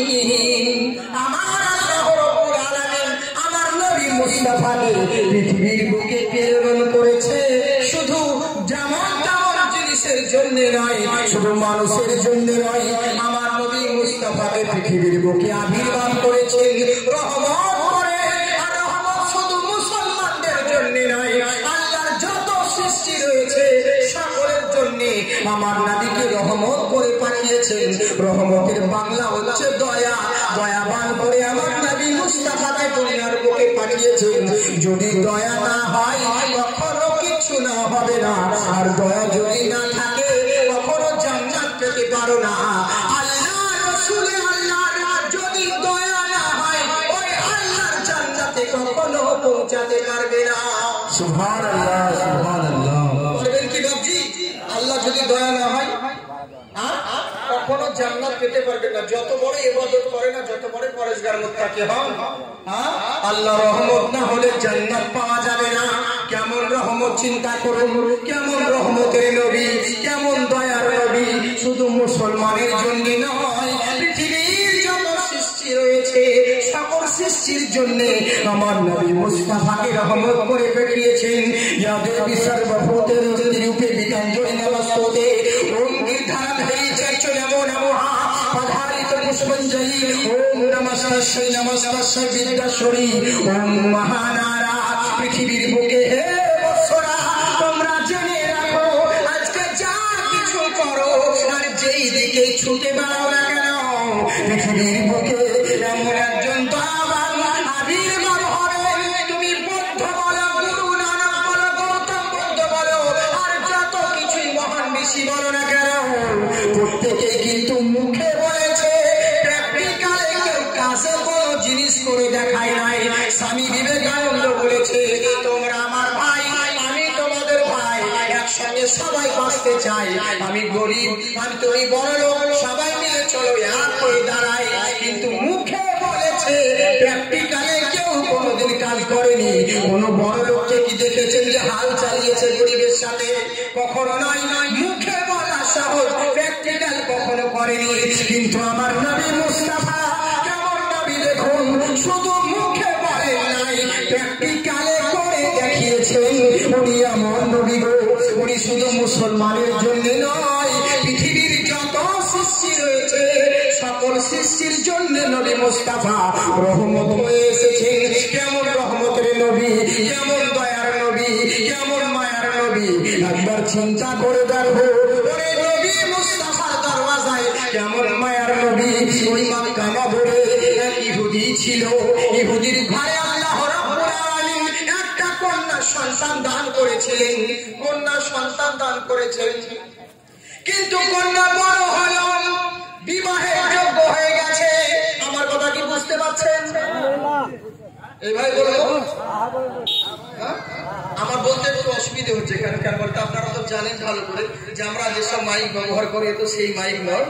হ্যাঁ, এ তো সেই মিলাদের মতো আমাকে চিলিয়ে গলা ফাটিয়ে বলতে হচ্ছে। এইভাবে যদি এইরকম যদি 5 দিন করি তো সব জালসা মাঠে ঘাটে চলে যাবে। 12টা বেজে যাবে। হ্যাঁ, এর জন্য আপনাদের মহব্বতে ভালোবাসায় বলছি, শুধু আমাকে বলাই না, আপনারা বলবেন। হ্যাঁ হ্যাঁ, আল্লাহ তো আছে নিশ্চয়, বেশক আল্লাহ আছে। জি, তবে নিজেকে বুকে একটু শরীর কন্ট্রোল করতে হবে। স্টিয়ারিং ছেড়ে দিয়ে যদি করে রাখো না, চালা আল্লাহ আছে, অ্যাক্সিডেন্ট হবে না। হ্যাঁ, তবে আল্লাহ জি বলেছে তোকে স্টিয়ারিং ধরকে নেবে, তারপর অ্যাক্সিডেন্ট হবে, তখন দেখা যাবে। তুই স্টিয়ারিং ছেড়ে দিয়ে বলেছে আল্লাহ আছে, দেখে নেবে। কত বড় পরিষ্কার মানলা তুমি, এই হচ্ছে ব্যাপার, বুঝলেন? তা নয়, সবকিছুরই মালিক তো আল্লাহ, এটা তো বাস্তব। কিন্তু আমাদেরকে কিছু কিছু আল্লাহ পাক জিনিস দিয়েছেন যেগুলো নিজেদের আয়ত্তের মধ্যে রাখা। হ্যাঁ হ্যাঁ, অতএব আসুন সবাই মিলে হাত উঠিয়ে বলি আল্লাহু আকবার। আল্লাহকে হাত তুলে দেখেন, আল্লাহু আকবার, মাশাআল্লাহ, আরেকবার ইয়া রাসূলুল্লাহ, মাশাআল্লাহ, জিন্দাবাদ। ইহুদি করলো কি? ইহুদির ঘরে একটা মেয়েটা বড় হয়ে গেছে, বিবাহের লায়ক হয়ে গেছে। কিন্তু আপনারা জানেন যে মেয়েদের বিবাহ দেওয়া মুশকিল, কারণ এই যে কোন কোথায় এসেছে সেই জামানায় করলো কি? মেয়ে তো সুন্দরী, একটার পর একটা রিশতা আসে, আর দেখে কিন্তু ভেঙে পালিয়ে যায়। কেউ বিয়ে কিন্তু হয় না, মঞ্জুর হয় না, চিন্তায় পড়ে গেলে কি করবো রে? অবশেষে একটা রিশতা এলো, ওই রিশতাটা পছন্দ হলো। যখন রিশতাটা সম্পর্কটা পছন্দ হলো, শেষ পর্যন্ত ইহুদি মনে মনে চিন্তা করলো, এবার যখন আমার বিয়েটা ফাইনাল হলো, কিন্তু বিয়ে যখন দিতে হবে 200 দিরহামের প্রয়োজন আছে। বাবার মাথায় ঘুম হারাম হয়ে গেল। আল্লাহ রাসূল বলেন, কথা হচ্ছে কি, যার গর্ভে যদি কোনো আইবুড়ো মেয়ে থাকে, তোমাদের যাদের বিবাহযোগ্য সন্তান রয়েছে, মেয়ে রয়েছে, তাড়াতাড়ি বিয়ে দিয়ে দিও, বেশি দেরি করিও না। কারণ যার ঘরে কন্যা রয়েছে সেই বাবাই জানে কত ধানে কত চাল। যেই ঘরে দেখবে বিবাহযোগ্য কন্যা থাকবে, সেই বাবার ঠিক মতো রাতে ঘুম হয় না। হয় কি বাবা? কখনো ঘুম হয় না। আপনারা সকলে জানেন, আমরা সকলে জানি, অনেক মানুষ সেখানে আসেন, অনেক কন্যার বাবা আছেন, ঠিক মতন বাবার মাথায় টেনশনে ঘুম হয় না। তাই আমার রাসূল বলেন, যদি তোমার ঘরে বিবাহযোগ্য মহিলা থাকে, তাড়াতাড়ি বিয়ে দিয়ে দিও, দেরি করিও না, দেরি করবে না। তাই বলে এটা ইসলাম বাধা দেয়নি যে মেয়েকে আয়ে বিয়ে ডাক্তারি করতে পারবেন না, ইসলাম বাধা দেয়নি। যাই ইচ্ছে তাই করতে পারেন, আয়ে বিয়ে গোষ্ঠী সত্য পড়াতে পারেন, ইসলাম বাধা দেয়নি। মেয়েকে ইঞ্জিনিয়ার, ডাক্তার, প্রফেসর সব করাতে পারেন, ইসলাম মেয়েদেরকে কোনোদিন বাধা দেয়নি। ছেলেরাও যেমন করে মেয়েরাও তেমন করতে পারে, কোনো ব্যাপার নেই। কিন্তু একটা নিয়ম আছে। বলে কি? বলে বাগান তুমি লাগিয়েছ, ফলের বাগান লাগিয়েছ, শক্ত করে বেড়া দিও, নইলে পরে ছাগলে বাগানটাকে মুড়ো করে দিয়ে চলে যাবে। তুমি মেয়ে জন্ম দিয়েছ, মেয়েকে আয়ে দিয়ে যত শুদ্ধ করো, কোনো বাধা নেই, কিন্তু মেয়ের যত্ন নিও। দেশের পরিস্থিতি খারাপ, এবার করলো কি? মেয়ের বিয়ের জন্য যখন বিবাহ ফাইনাল হলো, কিছু মাত্র দিরহামের জন্য মেয়ের বিয়ে আটকে গেল, বিয়ে আর হচ্ছে না। যার দরওয়াজায় যাচ্ছে সেই দরওয়াজা বন্ধ করে দেয়, যার আমারে যায় সেই দরওয়াজা বন্ধ করে দেয়, কেউ তাকে সাড়া দেয় না। যে কয়টা কথা বলবো খুব মূল্যবান কথা বলবো, মন দিয়ে শুনুন। আপনাদের মতন বক্তব্য রাখলে হবে না, আমাকে আমার মতন বলতে হবে, বুঝলেন? হ্যাঁ, কারণ ইন্টারনেটে, সোশ্যাল মিডিয়ায় হাজার রকম বক্তব্য, হাজার রকম, আর হাজার সব রকম স্টেজে সব রকম প্রোগ্রাম করতে হয়। মহরমের প্রোগ্রামে একরকম বক্তব্য, সাংস্কৃতিক প্রোগ্রামে সংস্কৃত বলতে হয়, হিন্দু সমাগম এলাকার জন্য হিন্দু কিছু যে ওই সাবজেক্ট থাকলে ওই বিষয়ে কথা বলতে হয়, এক এক জায়গায় এক এক রকম বিষয় কথা বলতে হয়।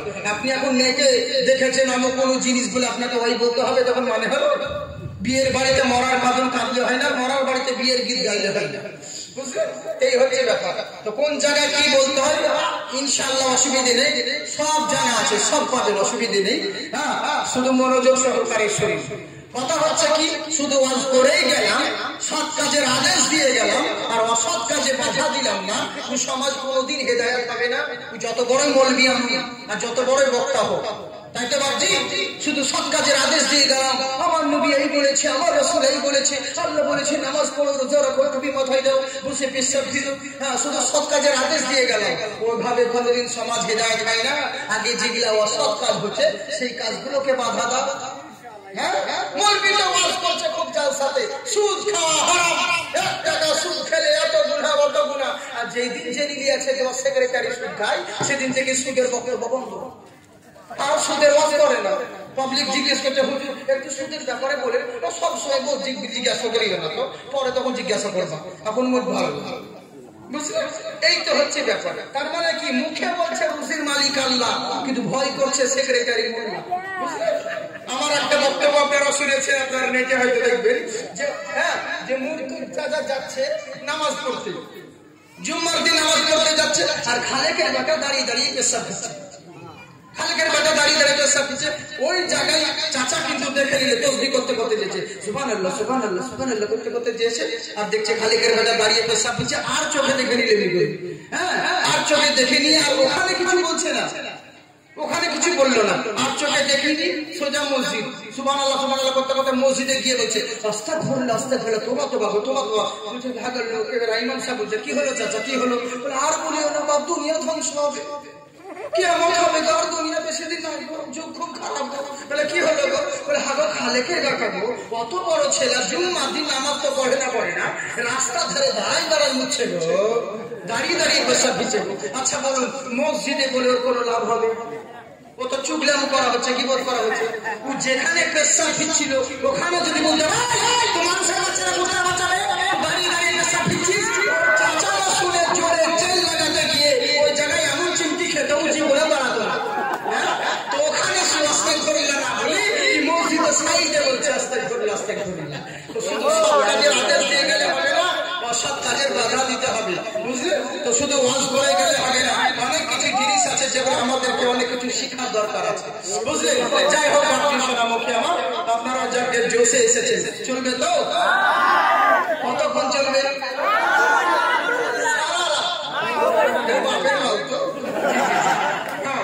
অসুবিধা নেই, আপনাদের মোহব্বত জাজবা খুব ভালো সোনামুখী বাপজিরা আমার। যাই হোক আল্লাহ আপনাদেরকে আবাদ রাখুন। আর একবার হাত যখন তুলেছেন একবার হাত উঠে আল্লাহর নাম করে উঠান, আল্লাহু আকবার, মাশাআল্লাহ। কায়নাত জগমগা উঠি, कायनात जगमगा उठी, जब खुदा का नूर आ गया, जब खुदा का नूर आ गया, जब खुदा का नूर आ गया। सुभान अल्लाह। कायनात जगमगा उठी, जब खुदा का नूर आ गया, कुर्सियों पे धूम मच गई, कुर्सियों में धूम मच गई, जब खुदा का नूर आ गया, जब खुदा का नूर आ गया। পৃথিবীর বুকে আবির্ভাব হয়েছে। এবার বলল কাকি ইহুদিদের করলে যখন দরওয়াজায় যায় সে তো বন্ধ করে দিচ্ছে, দরওয়াজা বন্ধ করে দিল, পয়সা কেউ দিতে পারছে না। অবশেষে বাড়ি এসে চিন্তায় পড়ে গেল কি করবো রে, মনে হয় এবারও বিয়ে আমার মেয়ের হবে না। তাই এবার বললো কি বিবির সাথে আলোচনা করে। বিবি বলছে স্বামী একটা কথা তোমায় বলবো, আমার কথাটি তুমি শুনবে? বলে বলো। বলে যেখানে তুমি যাচ্ছ কোথাও তুমি সাহায্য পেলে না, কিন্তু এমন একটা দরবার আছে সেই দরবারে গেলে কখনো খালি হাতে ফেরত আসবে না, খালি হাতে ফেরত আসবে না। ওম নমঃ শিবায় ওম পধারিত পূর্বস্মি নমস্তুতে।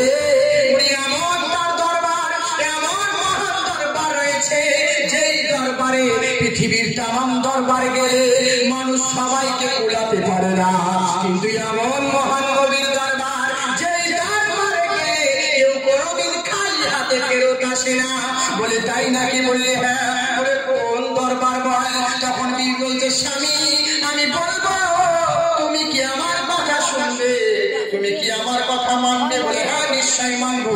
বলে আগে কথা দাও তুমি আমার উপর রাগ করবে না, আগে কথা দাও মারবে না, পরে তখন আবার রাগ করবে না, মারবে না।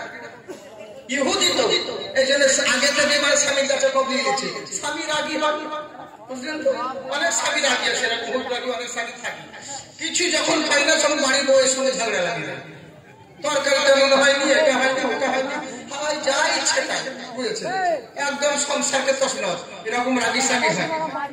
তো জাগে না, মাঝে মধ্যে রাগী স্বামী হওয়া ভালো, তাতে মেয়েরা সাইজ হয়। হ্যাঁ, রাগী স্বামী হওয়া ভালো তো, মেয়েরা রাগী স্বামীকে পছন্দ করে। দেখবেন মেয়েরা যখন এক জায়গায় বসে গল্প করে, ওরা নিজে নিজেরে বলে, বহিন তোরটা কেমন, তোরটা আর বলিস না বহিন, খুব কড়া, এক পা বাড়া যায়, খুব কড়া, আর তোরটা আমাকে যাবো কোথায়, যদি বলি 3 মাস আসিও না তো 3 মাসই আসবি। হ্যাঁ, কিন্তু এমনি মেয়েদের রাগী স্বামী পছন্দ করেন। হ্যাঁ, তো যাক মধ্যে মাঝে রাগ দেখানো বলো, তাই বলে এটা নয় যে ধুমধামকে খালি পিটুনি দিবেন, এটা নয়, মধ্যে মাঝে আমাকে দিচ্ছেন নাকি নাজরা না, বাবা সুবহানাল্লাহ সুবহানাল্লাহ, যাকে ভাগে। আচ্ছা আচ্ছা, জি মা ফাতিমার একটা গজল শুনবেন। যাই হোক, যাক আমাদের এদিকে চলক আছে, তাহলে মনে হয় আপনারা ইন্টারনেটে দেখেছেন, আমরা বহু জায়গায় বিভিন্ন রকম ওরে। সেদিনকে আমার একটা টাকা বুঝতে বুঝতে আমি তলে গেঞ্জি পরি না, একজনা এসে আচরটা জোশে করে নেপালে গেছেন, একদম ঝুঁকালছে, আমি আল্লাহ বলতেছেন আতম দিয়েছে। হ্যাঁ, মানে এমন ভাবে জোরে ঢুকিয়েছে, আমার গেঞ্জি পরা ছিল না, পরে তো এত গ্যাস করে গেছে। হ্যাঁ, ওটা টাকা দিচ্ছে, তো টাকা দেবে। পরে যখন 2000 টাকার নোট দেখি, একটু সুন্দর হচ্ছে, যে রক্ত যেছে, যাক লাল রক্ত পেয়েছে।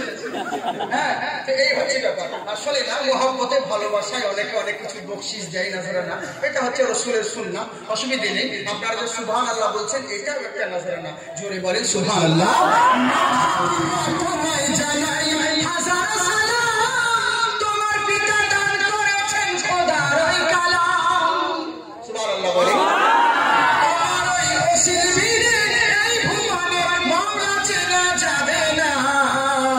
বিশ্ববাসী তোমরা চেনো না, হে জগৎবাসী তোমরা জানো না, এ বেহেশতের ফুল আমার জগৎ মাতা ফাতিমা, হে বিশ্ববাসী তোমরা চেনো না। কেমন মা ফাতিমা?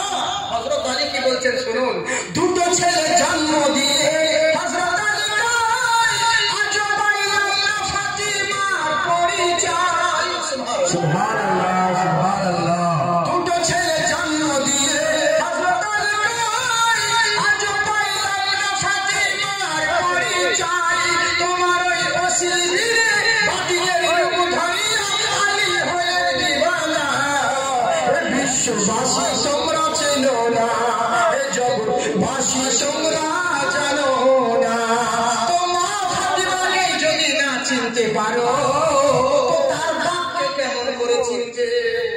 সুবহানাল্লাহ। তার বাপ হচ্ছে প্যারা রাসূল সাল্লাল্লাহু আলাইহি ওয়াসাল্লাম। তাইবার করল কি, ওই ইহুদির মেয়ে বলছে, স্বামী বউ বলছে আমি তোমাকে বলবো, তুমি কি রাগ করবে না? বলছে না করব না। বলো বলো কোন একটা দরবার রয়েছে, আমি অভাবে আছি, যেতে তো হবে। তখন বিবি বলছে, স্বামী গো, ওটা আমার কোনো দরবার নাই, আমার বাবার কোনো দরবার নাই, আমার চাচারও কোনো দরবার নাই, আমার কোনো খাজারও দরবার নয়, দুনিয়ার কোনো মুল্লার দরবার নয়, আল্লাহ রসুলের দরবারের কথা বলছি। আমার জানা আছে ওই দরবারে যদি যা আমার মন বলে, সালে কোনোদিন খালি হাতে ফেরত আসবে না। আমার তো মন বলছে কোনোদিন খালি হাতে ফেরত আসবে না। তখন ইহুদি কি বলছে, বিবি তুমি ভুল বলতে আছো, ও তো মুসলমানের নবী, আমাকে কেমন করে দিবে? ও তো মুসলমানের নবী, আর আমরা ইহুদি, আমরা কোথায় ইহুদি? এর তো মুসলমানের নবী, তার কাছে গেলে কি আমার আশা পূর্ণ হবে? বিবি বলছে, সারি সারা বলিয়া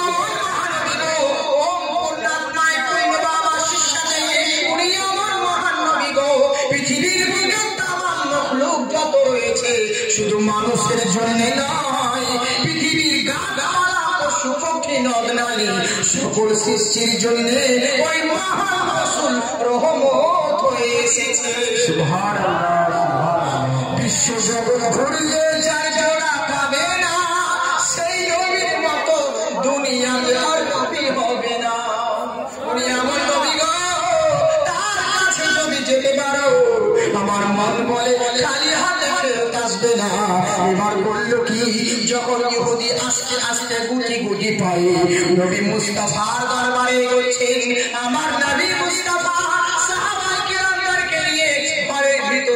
পড়াশোনা করতে আছেন, আর এই ইহুদি ভেতরে প্রবেশ করে নাই, বাইরে দাঁড়িয়ে আছে। যাব কি যাব না, যাব কি যাব না, চিন্তা করছে, যাব কি যাব না, যাব কি যাব না। আমি ইহুদি কেমন করে যাই নবীর কাছে? এরা এখানে যারা রয়েছে সবাই তো মুসলমান, আরে তো মুসলমানের নবী, আমার আশা কি পূর্ণ হবে? এই বলে বাইরে দাঁড়িয়ে আছে। আমার নবী মুস্তাফা কেমন দেখুন, আমার নবীর শান কেমন দেখুন। এই জন্য বলে শোনো, ইন্নী আসমাউ মা লা তাসমাউ, ইন্নী আরা মা লা তারা, ইন্নী আ'লামু মা লা তা'লামু, ইন্নী আকরাবু মা লা তাকরাবু। আমি রাসূল যেটা দেখি সেটা তোমরা কেউ দেখো না, আমি যেইটা শুনি তোমরা কেউ শোনো না, আমি যেটা বুঝি সেটা তোমরা বোঝো না, আমি যতটুকু জানি তোমরা কতটুকু জানো না, আমি যত দূর দেখি তোমরা কেউ অত দূর দেখো না। আমি নবী মুস্তাফা যদি ডান দিকে তাকাই, ডান দিকের শেষ সীমানা পর্যন্ত দেখতে পাবো, আমি যদি বাম দিকে তাকাই, বাম দিকের শেষ সীমানা পর্যন্ত দেখতে পাবো। পূর্ব পশ্চিম যেই দিকে দেখি না কেন পৃথিবীর শেষ প্রান্ত পর্যন্ত দেখতে পাই। আমি যদি আসমানের দিকে তাকাই, আরশ মুআল্লা ভেদ করে, আল্লাহর আরশ মুআল্লা ভেদ করে দেখি। আমি জমিনের দিকে যদি তাকাই, সাতটা জমিন ভেদ করে সিজিল পর্যন্ত আমি নবী দেখি। আমার সঙ্গে কখনো তোমাদের তুলনা হয় না।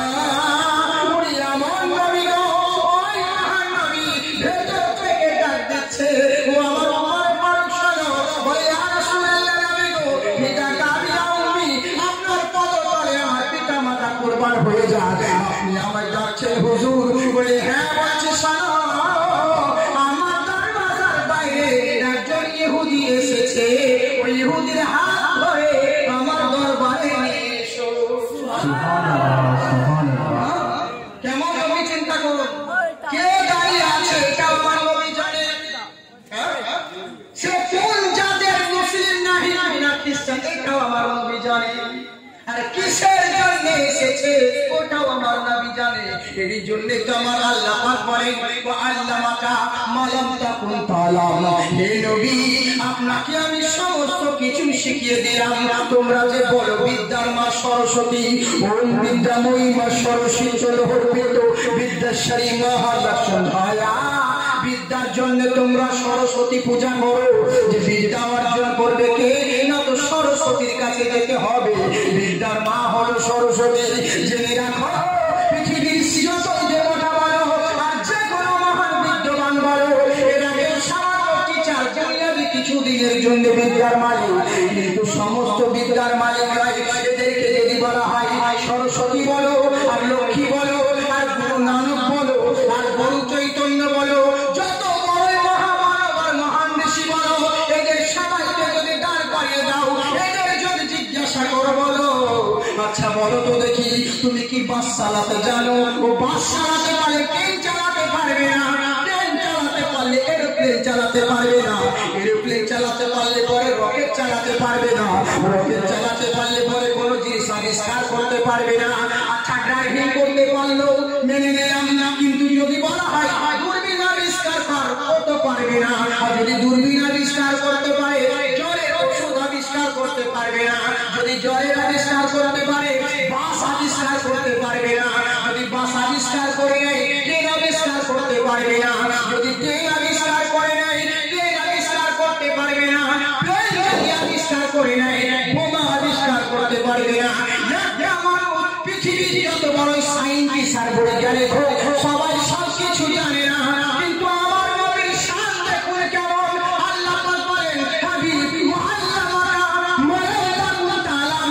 হাবিব গো, আপনি যাহা কিছু জানেন না আমি সবই শিখিয়ে দিলাম। আমার রাসূলকে আল্লাহ পাক সবকিছু শিখিয়ে দিয়েছেন। আমার রাসূলের টিচার কোনো মোল্লা নয়, স্বয়ং আল্লাহ। আমার আল্লাহ পাক শিক্ষা দিয়েছেন। তাই চিন্তা করুন, নবী আমার সব জানেন যে কে বাইরে দাঁড়িয়ে আছে, কিসের জন্য দাঁড়িয়ে আছে, আর কে দাঁড়িয়েছে।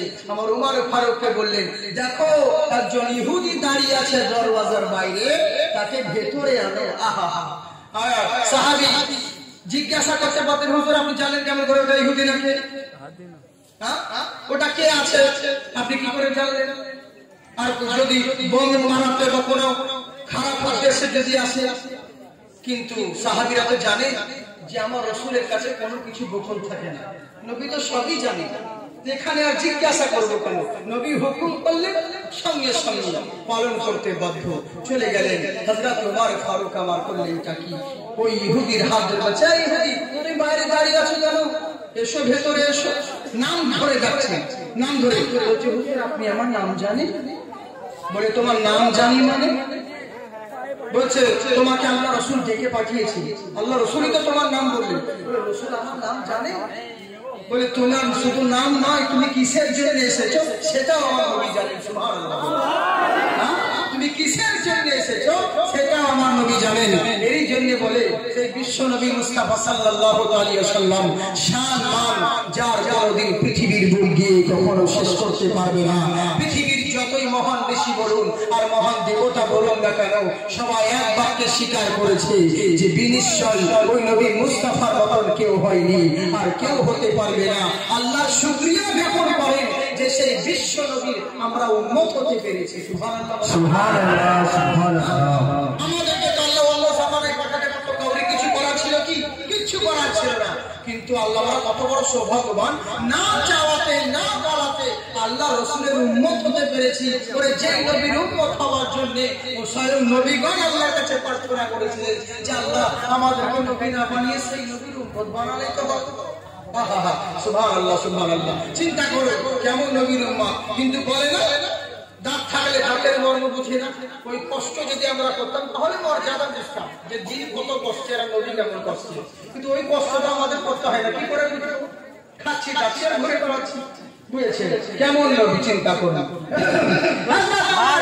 ইহুদিকে ডাক দিলেন, বলে এসো ভেতরে। ভেতরে আসা হলো।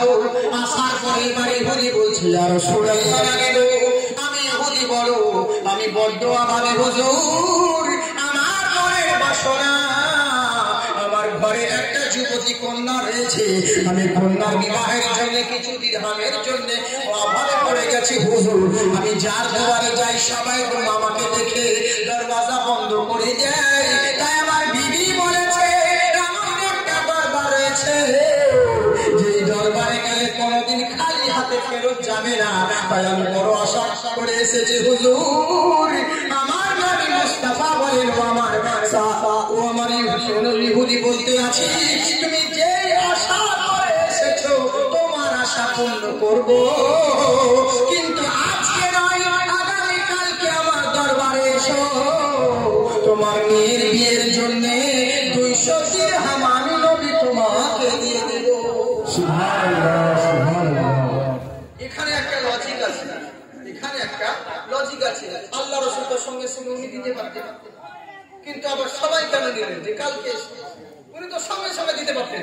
বলে কালকে এসো, কালকে তোমাকে তোমার 200 দিরহাম তোমাকে দিয়ে দেওয়া হবে। কেমন আল্লাহর কুদরত আর আল্লাহ রাসূলের পরীক্ষা কেমন দেখুন। সুবহানাল্লাহ, সুবহানাল্লাহ। এবার হলো কি, যখন এবার ইহুদি চলে গেল, এবার আমার নবী মুস্তাফার কেমন দেখুন পরীক্ষা করছেন। কাউকে যাচ্ছেন না, কাকে যাচ্ছেন জানেন? খোদা আলিমুর তুজা কে ডাকিয়া বলেন রাসূল, ওগো এক সওয়াল আমি করে ফেলেছি কবুল, এক সওয়াল আমি করে ফেলেছি কবুল, করে ফেলেছি কবুল। কি সওয়াল কবুল করেছি জানো?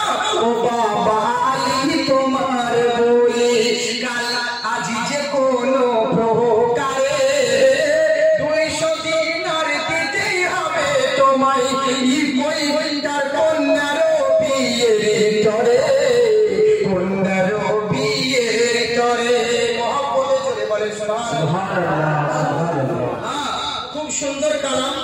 আমার কালামের বহু পূর্বে যখন আমাদের অন্য এতে জগতে ছিলাম, অন্য লাইনে, তখন এটা বলতে আর সিপাহী লেখা কালাম পড়েছে অনেকজন, কিন্তু সর্বপ্রথম পড়া হয়েছে জিয়ারে, তারপরে আসলাম, তারপর অনেকজন বিভিন্ন রকম। বুঝলেন, অনুরোধের কারণে শুধু এই অনুরোধটা করার জন্য আমি শুধু এই ইসলামটা আপনার সামনে পড়লাম, তাই সংক্ষিপ্ত আকারে। কিন্তু কত সুন্দর দেখুন, আমার নবী মুস্তাফা হযরত আলীকে ডাক দিলেন, ও আলী শোনো, বলে ইয়া রাসূলুল্লাহ নবী গো, আমার দরবারে একটা ইহুদি এসেছিল, তার কন্যার বিয়ের জন্য 200 টাকা দিতেই হবে, তুমি যেমন করে হোক কালকে 200 দিনার জমা করবে, হ্যাঁ তোমাকে দিতে হবে। আচ্ছা বলুন তো দেখো কাকে বলছে?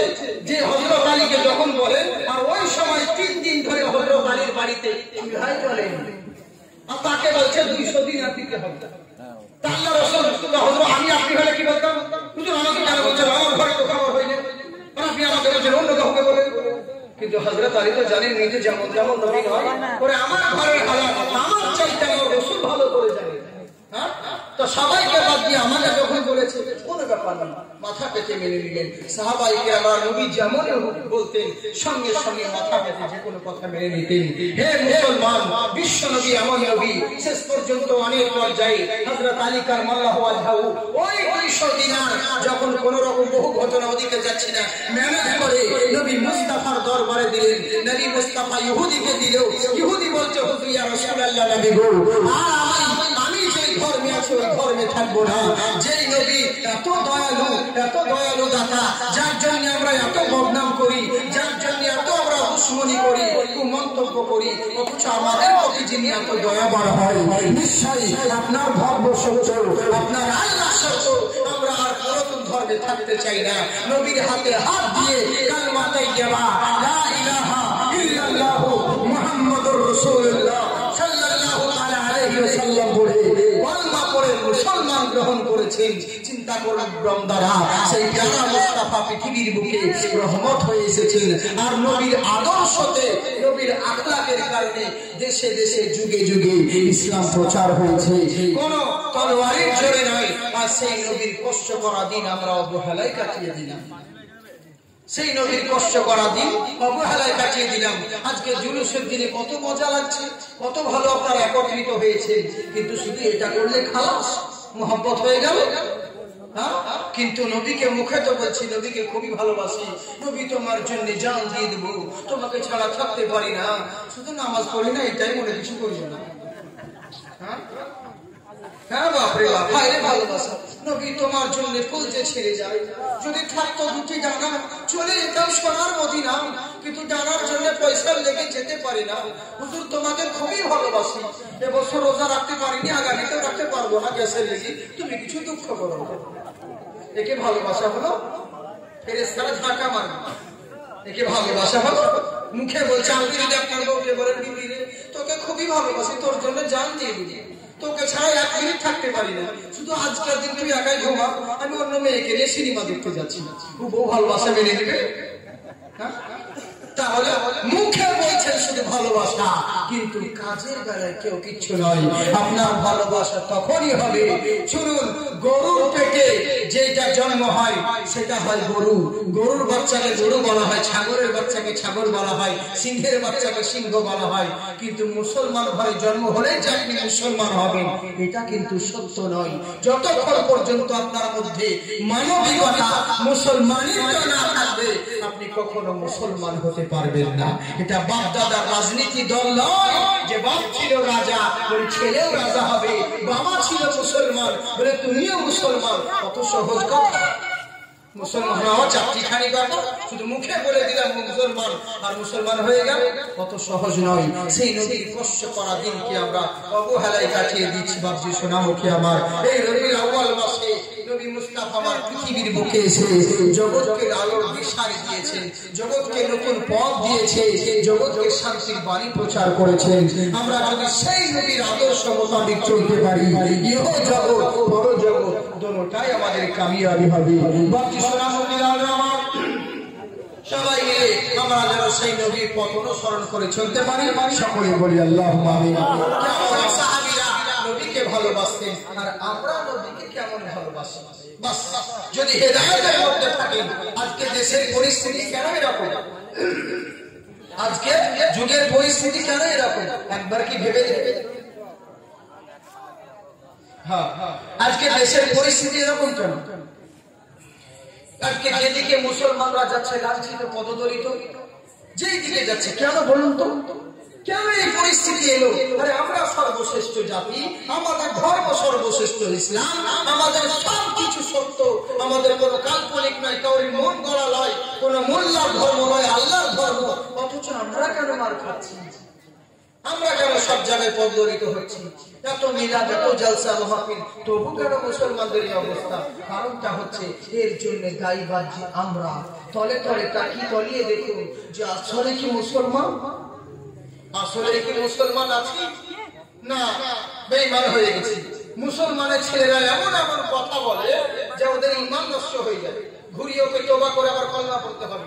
আপনাদের এই দিকে বেশি ভাগ চলে, আপনাদের এই দিকে বেশি চলে। কথায় কথায় একটা কথা বলে বয়াকার দিয়ে, আর বলে ওই শব্দটা না থাকলে কথা হয় নাড়া নাড়া। হ্যাঁ বলে না, কথায় কথায় আপনারা এইটা বলেন, এরকম আপনারা বলেন, বুঝে নিয়েছেন এর জন্য না আপনারা বলেন। মানে ওই শব্দ না থাকলে কথাটা মানায় না, নাড়া নাড়া। হ্যাঁ এটা বলতে হয়। এই যে কতবার জামান এরকম কথা বলেন, আপনার ঈমান আছে, আপনি মুসলমান। তারপর ছেলেরা এক জায়গায় বসে গল্প করছে আর বলছে তোকে মনে হয় ছাগল করতে করতে আল্লাহ মানুষ তৈরি করে দিয়েছে। আস্তাগফিরুল্লাহ এরকম বলে না, তোকে মনে হয় গণের করতে করতে মানুষ করে দিয়েছে। মাশাআল্লাহ এরকম কথা বলবে। আপনাকে তওবা করে আবার কলমা পড়ে মুসলমান হতে হবে। আল্লাহর সঙ্গে ইয়াকি চলে না। হ্যাঁ যাত্রার সঙ্গে আপনি রসিকতা পেয়েছেন, মা বলে ওরকম কথা বলে ফেলে। একার সময় কোন মানুষ যখন মারা যায়, মানে জোয়ান ছেলে যদি মরে যায়, বড় বাবা থাকতে তখন আল্লাহকে এমন দিয়েছে, জোয়ান বুড়ি মা থাকতে জোয়ান ছেলেকে তুলে নিলে আল্লাহ তোমাকে আল্লাহকে দেখতে পাবো না। হ্যাঁ এরকম জোয়ান ছেলেকে তুলে নিলে এরকম কথা বলে। আস্তাগফিরুল্লাহ তওবা করে কলমা পড়বে, আপনার ঈমান নষ্ট হয়ে যাবে। খবরদার এই কাজ কোনদিন করবেন না, বুঝেছেন? কারণ এই সমস্ত কথা বলতে হয়, এগুলো হচ্ছে কুফরি কালাম। তো চিন্তা করুন কেমন সাহাবীরা নবীকে ভালোবাসতেন, নবীকে যদি ভালোবাসেন আর আল্লাহর যদি হেদায়েতের মধ্যে থাকতেন, তাহলে নবীর দেখানো পথের মধ্যে যদি থাকতেন, আপনাকে কোন নেতাকে ভয় করতে হতো না, স্বয়ং নেতারা আপনাকে দেখে ভয় করবে। হ্যাঁ জি জি আমি কথা বলছি, মন দিয়ে শুনুন। আমাকে দিতে তো না বাজাও সাথে ভালো করে রেখে দেবে। হ্যাঁ আমরা তো ভুল করি, তখন মেয়েদের তর্ক যেটা ভালোবাসার খাতিরে থাকে। অনেক সময় হয়তো মানে সেদিনকে কেরালায় লাগবে, কেরালাতে মনে হয় মানে কিছু কিছু কমিটিরা ওদের তরফ থেকে মানে ভুল করে মানে দুটো বান্ডিল ছিল, একটা 50,000 একটা 30,000। তো 50,000 টাকাটা দিয়েছে জালসাতে, 30,000 টাকাটা আমাকে দিয়েছে। এটা ছুট। এবার ও আমার পকেটে ভরে দিয়েছে, আমি ভরে মানে আউট কে জানি। জালসা এবার আমাকে পরে তো হলো না, আমার অনলাইনে পেমেন্ট হয় আগে। এরা বলছে হুজুর আপনাকে তো পেমেন্ট দেওয়া হয়েছে। কি দিয়ে দেওয়া হয়েছে? বললে হ্যাঁ আপনাকে দিয়েছে 30,000 টাকা তো আগে দিয়ে দেওয়া হয়েছে আপনাকে। বলে তাই নাকি? বললে হ্যাঁ। কি জানেন? বলে আপনার পকেটে দেখবে। ঠিক আছে। পরক্ষণে জানা গেল তো ও আবার বললো যে না না আমি জালসাতে দিই, মানে কমিটি ভেবে সব জালসার টাকা নিয়ে গেছে, কিন্তু কমিটি ওরা বলেছে যে না জালসার জন্য 50,000 দিয়েছি, ওনাকে 30, মানে ওদের ব্যাপার আলাদা, বুঝলেন? এই জন্য বলছি ভালো করে জিজ্ঞাসা করলেন, ভুল করে কার মাল কে নিয়ে চলে যাবে তো শুধু শুধু বদনাম হবে। হ্যাঁ হ্যাঁ এই হচ্ছে বাপজি সোনামুখী আমার। আল্লাহ আপনাদের আবাদ রাখুন। মা বোন বাপজি ভাইরা সোনামুখী, আমি মুসাফির মানুষ, দূর থেকে এসেছি আপনাদের জন্য দোয়া করবো। হ্যাঁ আমার জন্মস্থান আপনাদেরই ডিস্ট্রিক্টে, ওই জন্য আপনাদের ভাষায় কথা বলছি, বুঝলেন তো? হ্যাঁ আর যদি সঠিক অ্যাড্রেস আমার কেউ জানে না, আর জানার দরকারও নেই, কারণ আমাদের যেমন ভক্তের অভাব নেই, তেমনি আমাদের শত্রুরও শেষ নেই, বুঝলেন? পায়ে পায়ে শত্রু, কখন কোন জায়গায় যাচ্ছি, কে কোথায় আসছি, কোন জায়গায় মোবাইল পর্যন্ত ট্র্যাক করে যে কোন রাস্তা দিয়ে যাচ্ছি। এই জন্য হয়তো বলি কমিটিদেরকে বলি যে 1000 জন ফোন করবে না, একজন যোগাযোগ রাখবে বাস।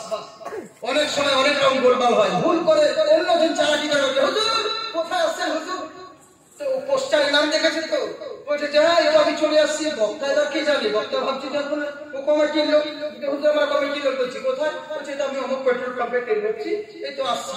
এবার বলছে হুজুর আমরা রাস্তায় দাঁড়িয়ে আছি, চলে আসেন।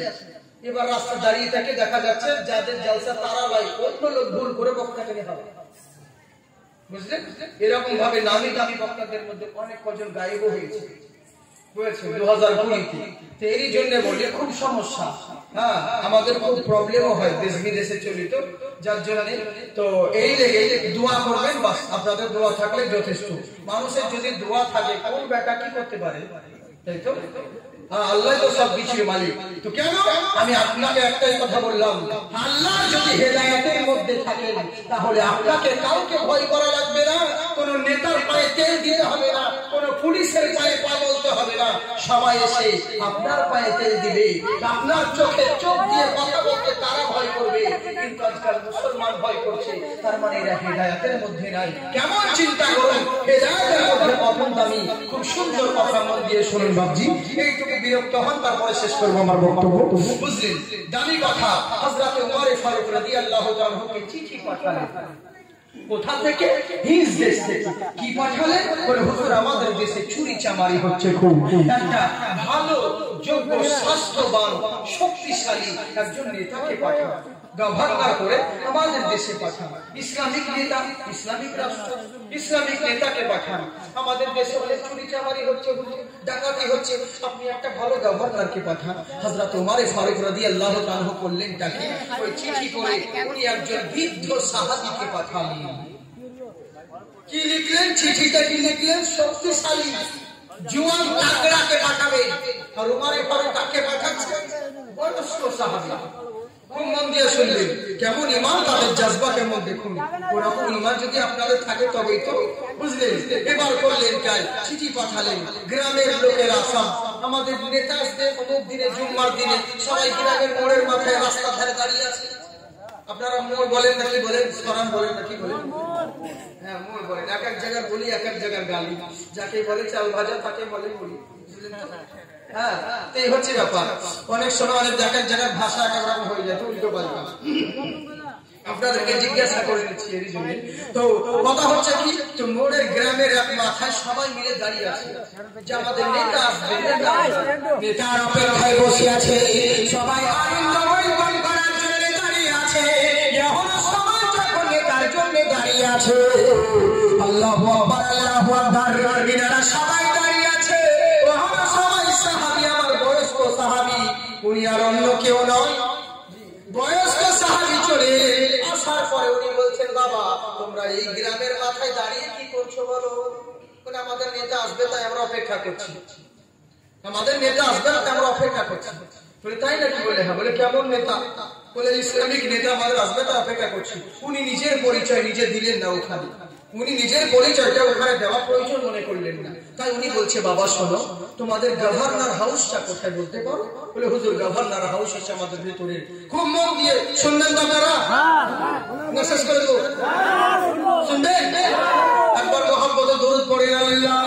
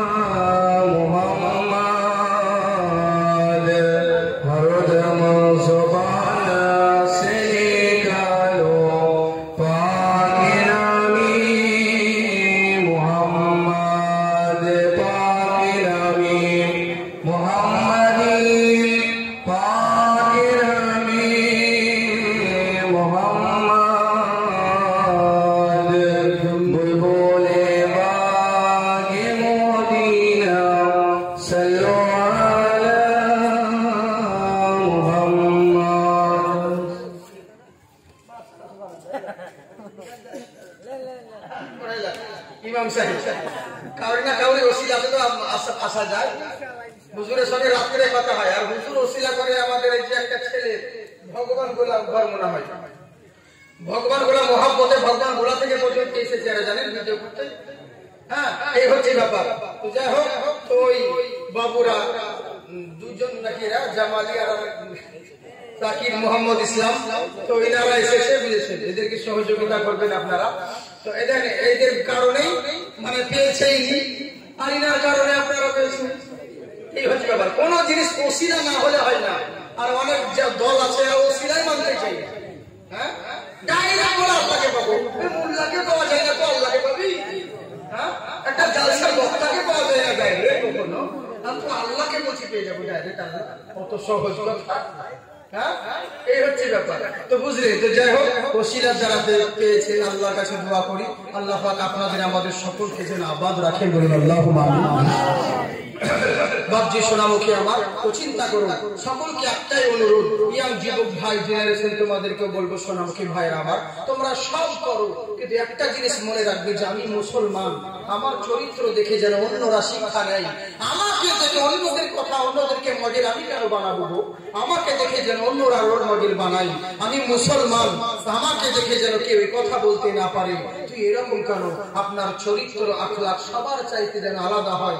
একটা বেধর্মী চরিত্র আর মুসলমানের ছেলের চরিত্র যদি দুটোই এক হয়, তাহলে হিন্দু আর অন্য জাতি আর মুসলিমের মধ্যে তফাৎ কোন জায়গায় থাকে? তফাৎ থাকলো না, কি হয়ে গেল? আমাদের অবস্থা হয়ে গেছে সেরকম, জানেন? হ্যাঁ, আজকাল মুসলমান আর কেউ হিন্দু রাস্তায় চললে বুঝতেই পারবেন না। কুকুর শিয়ালকে আগে জানেন যে কুকুর দেখে ভয় করতো, শিয়ালকে দেখলে কুকুর ভয় করতো না, কিন্তু কুকুর দেখলে শিয়াল ভয় করতো, শিয়াল ভয় করবে। কিন্তু এখন দেখছি জানেন তো, শিয়াল কত ভয় করে দেখে, হ্যাঁ, যে মোরগ কুকুরকে দেখে কত ভয় করে শিয়াল। যে একদিন গাছের সকালবেলাতে মোরগ চিল্লাছে, দাম দিচ্ছে, শিয়াল দেখছে যে গনিমতের মাল যখন পেয়েছে কে ভাগ ছাড়া করলে হবে না। তো শিয়াল তো যুক্তিবাদী মাল, তো বলছে মুয়াজ্জিন সাহেব আজান তো দিলেন, তো আসেন নামাজটা পড়িয়ে নিচে নামেন। তো মোরগ বলছে আল্লাহ আমাকে কে যাচ্ছে নামাজ পড়ার লেগে, যদি একবার আমাকে নিচে বাড়িতে লাগবে খেয়ে নিবে। তো মোরগ যুক্তি করলো, বলে ঠিক আছে নামাজ পড়বেন, তো আমি না হলে মুয়াজ্জিন আজান দিলাম, তো নামাজ পড়াবে কি ইমাম সাহেব ডাকেন। বললো কি ইমাম সাহেব কে বলছো, দেখেন করিলে আসে গোয়ালে বা শিয়াল যখন কি বেড়ে দেখছে বড় কুকুর শুকিয়ে আছে, ওকে দেখে শিয়াল মার দৌড়। বলতো মুয়াজ্জিন বলছে, মোরগ বলছে কি আমার নামাজ পড়বেন না, আমার ছুটি গেছে ওকে করে আসছে। তো বুঝলেন তো, তো কুকুরকে দেখলে শিয়ালের এতটা ভয় করে ওষুধ ছুটে যায়।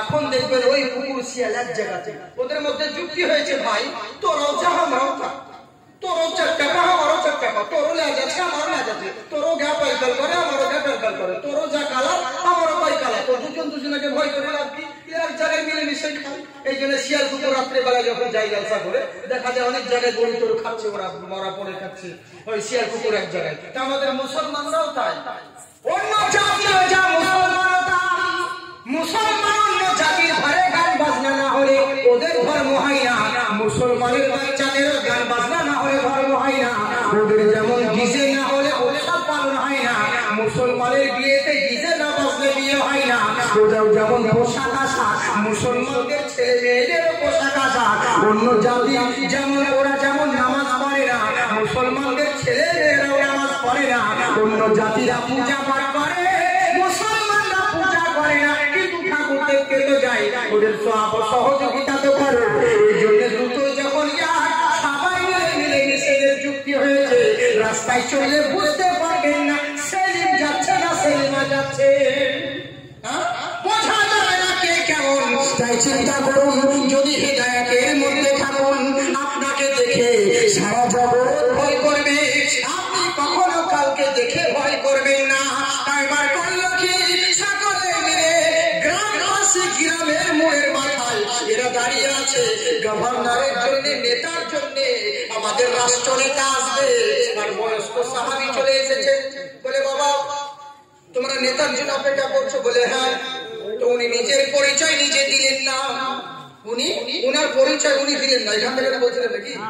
হ্যাঁ, উনি নিজের পরিচয় নিজে দিলেন না, ওখানে দেওয়া প্রয়োজন মনে করলেন না। একটা ছেলেকে বলছে বাবা তোমাদের গভর্নর হাউসটা কোন জায়গায়? বলে আমার সঙ্গে আসুন দেখিয়ে দিচ্ছি।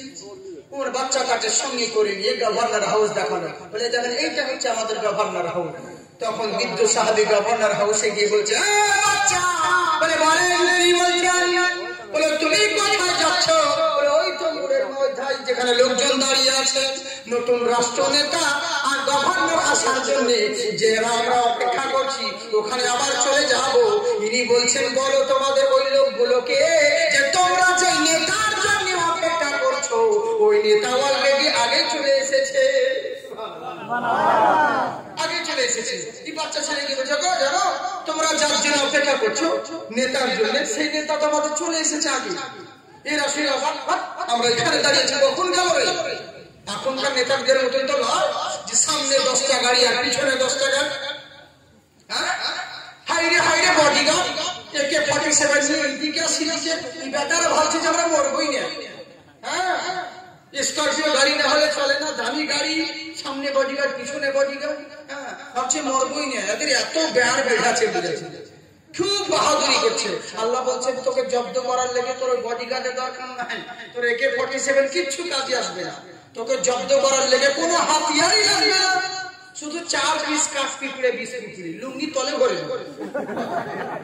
আপনি উসকুস করবি, আর বডিগার্ডরা বলবে কি হয়েছে স্যার, ফায়ার করবো, বাস তোর ওখানে ঠান্ডা।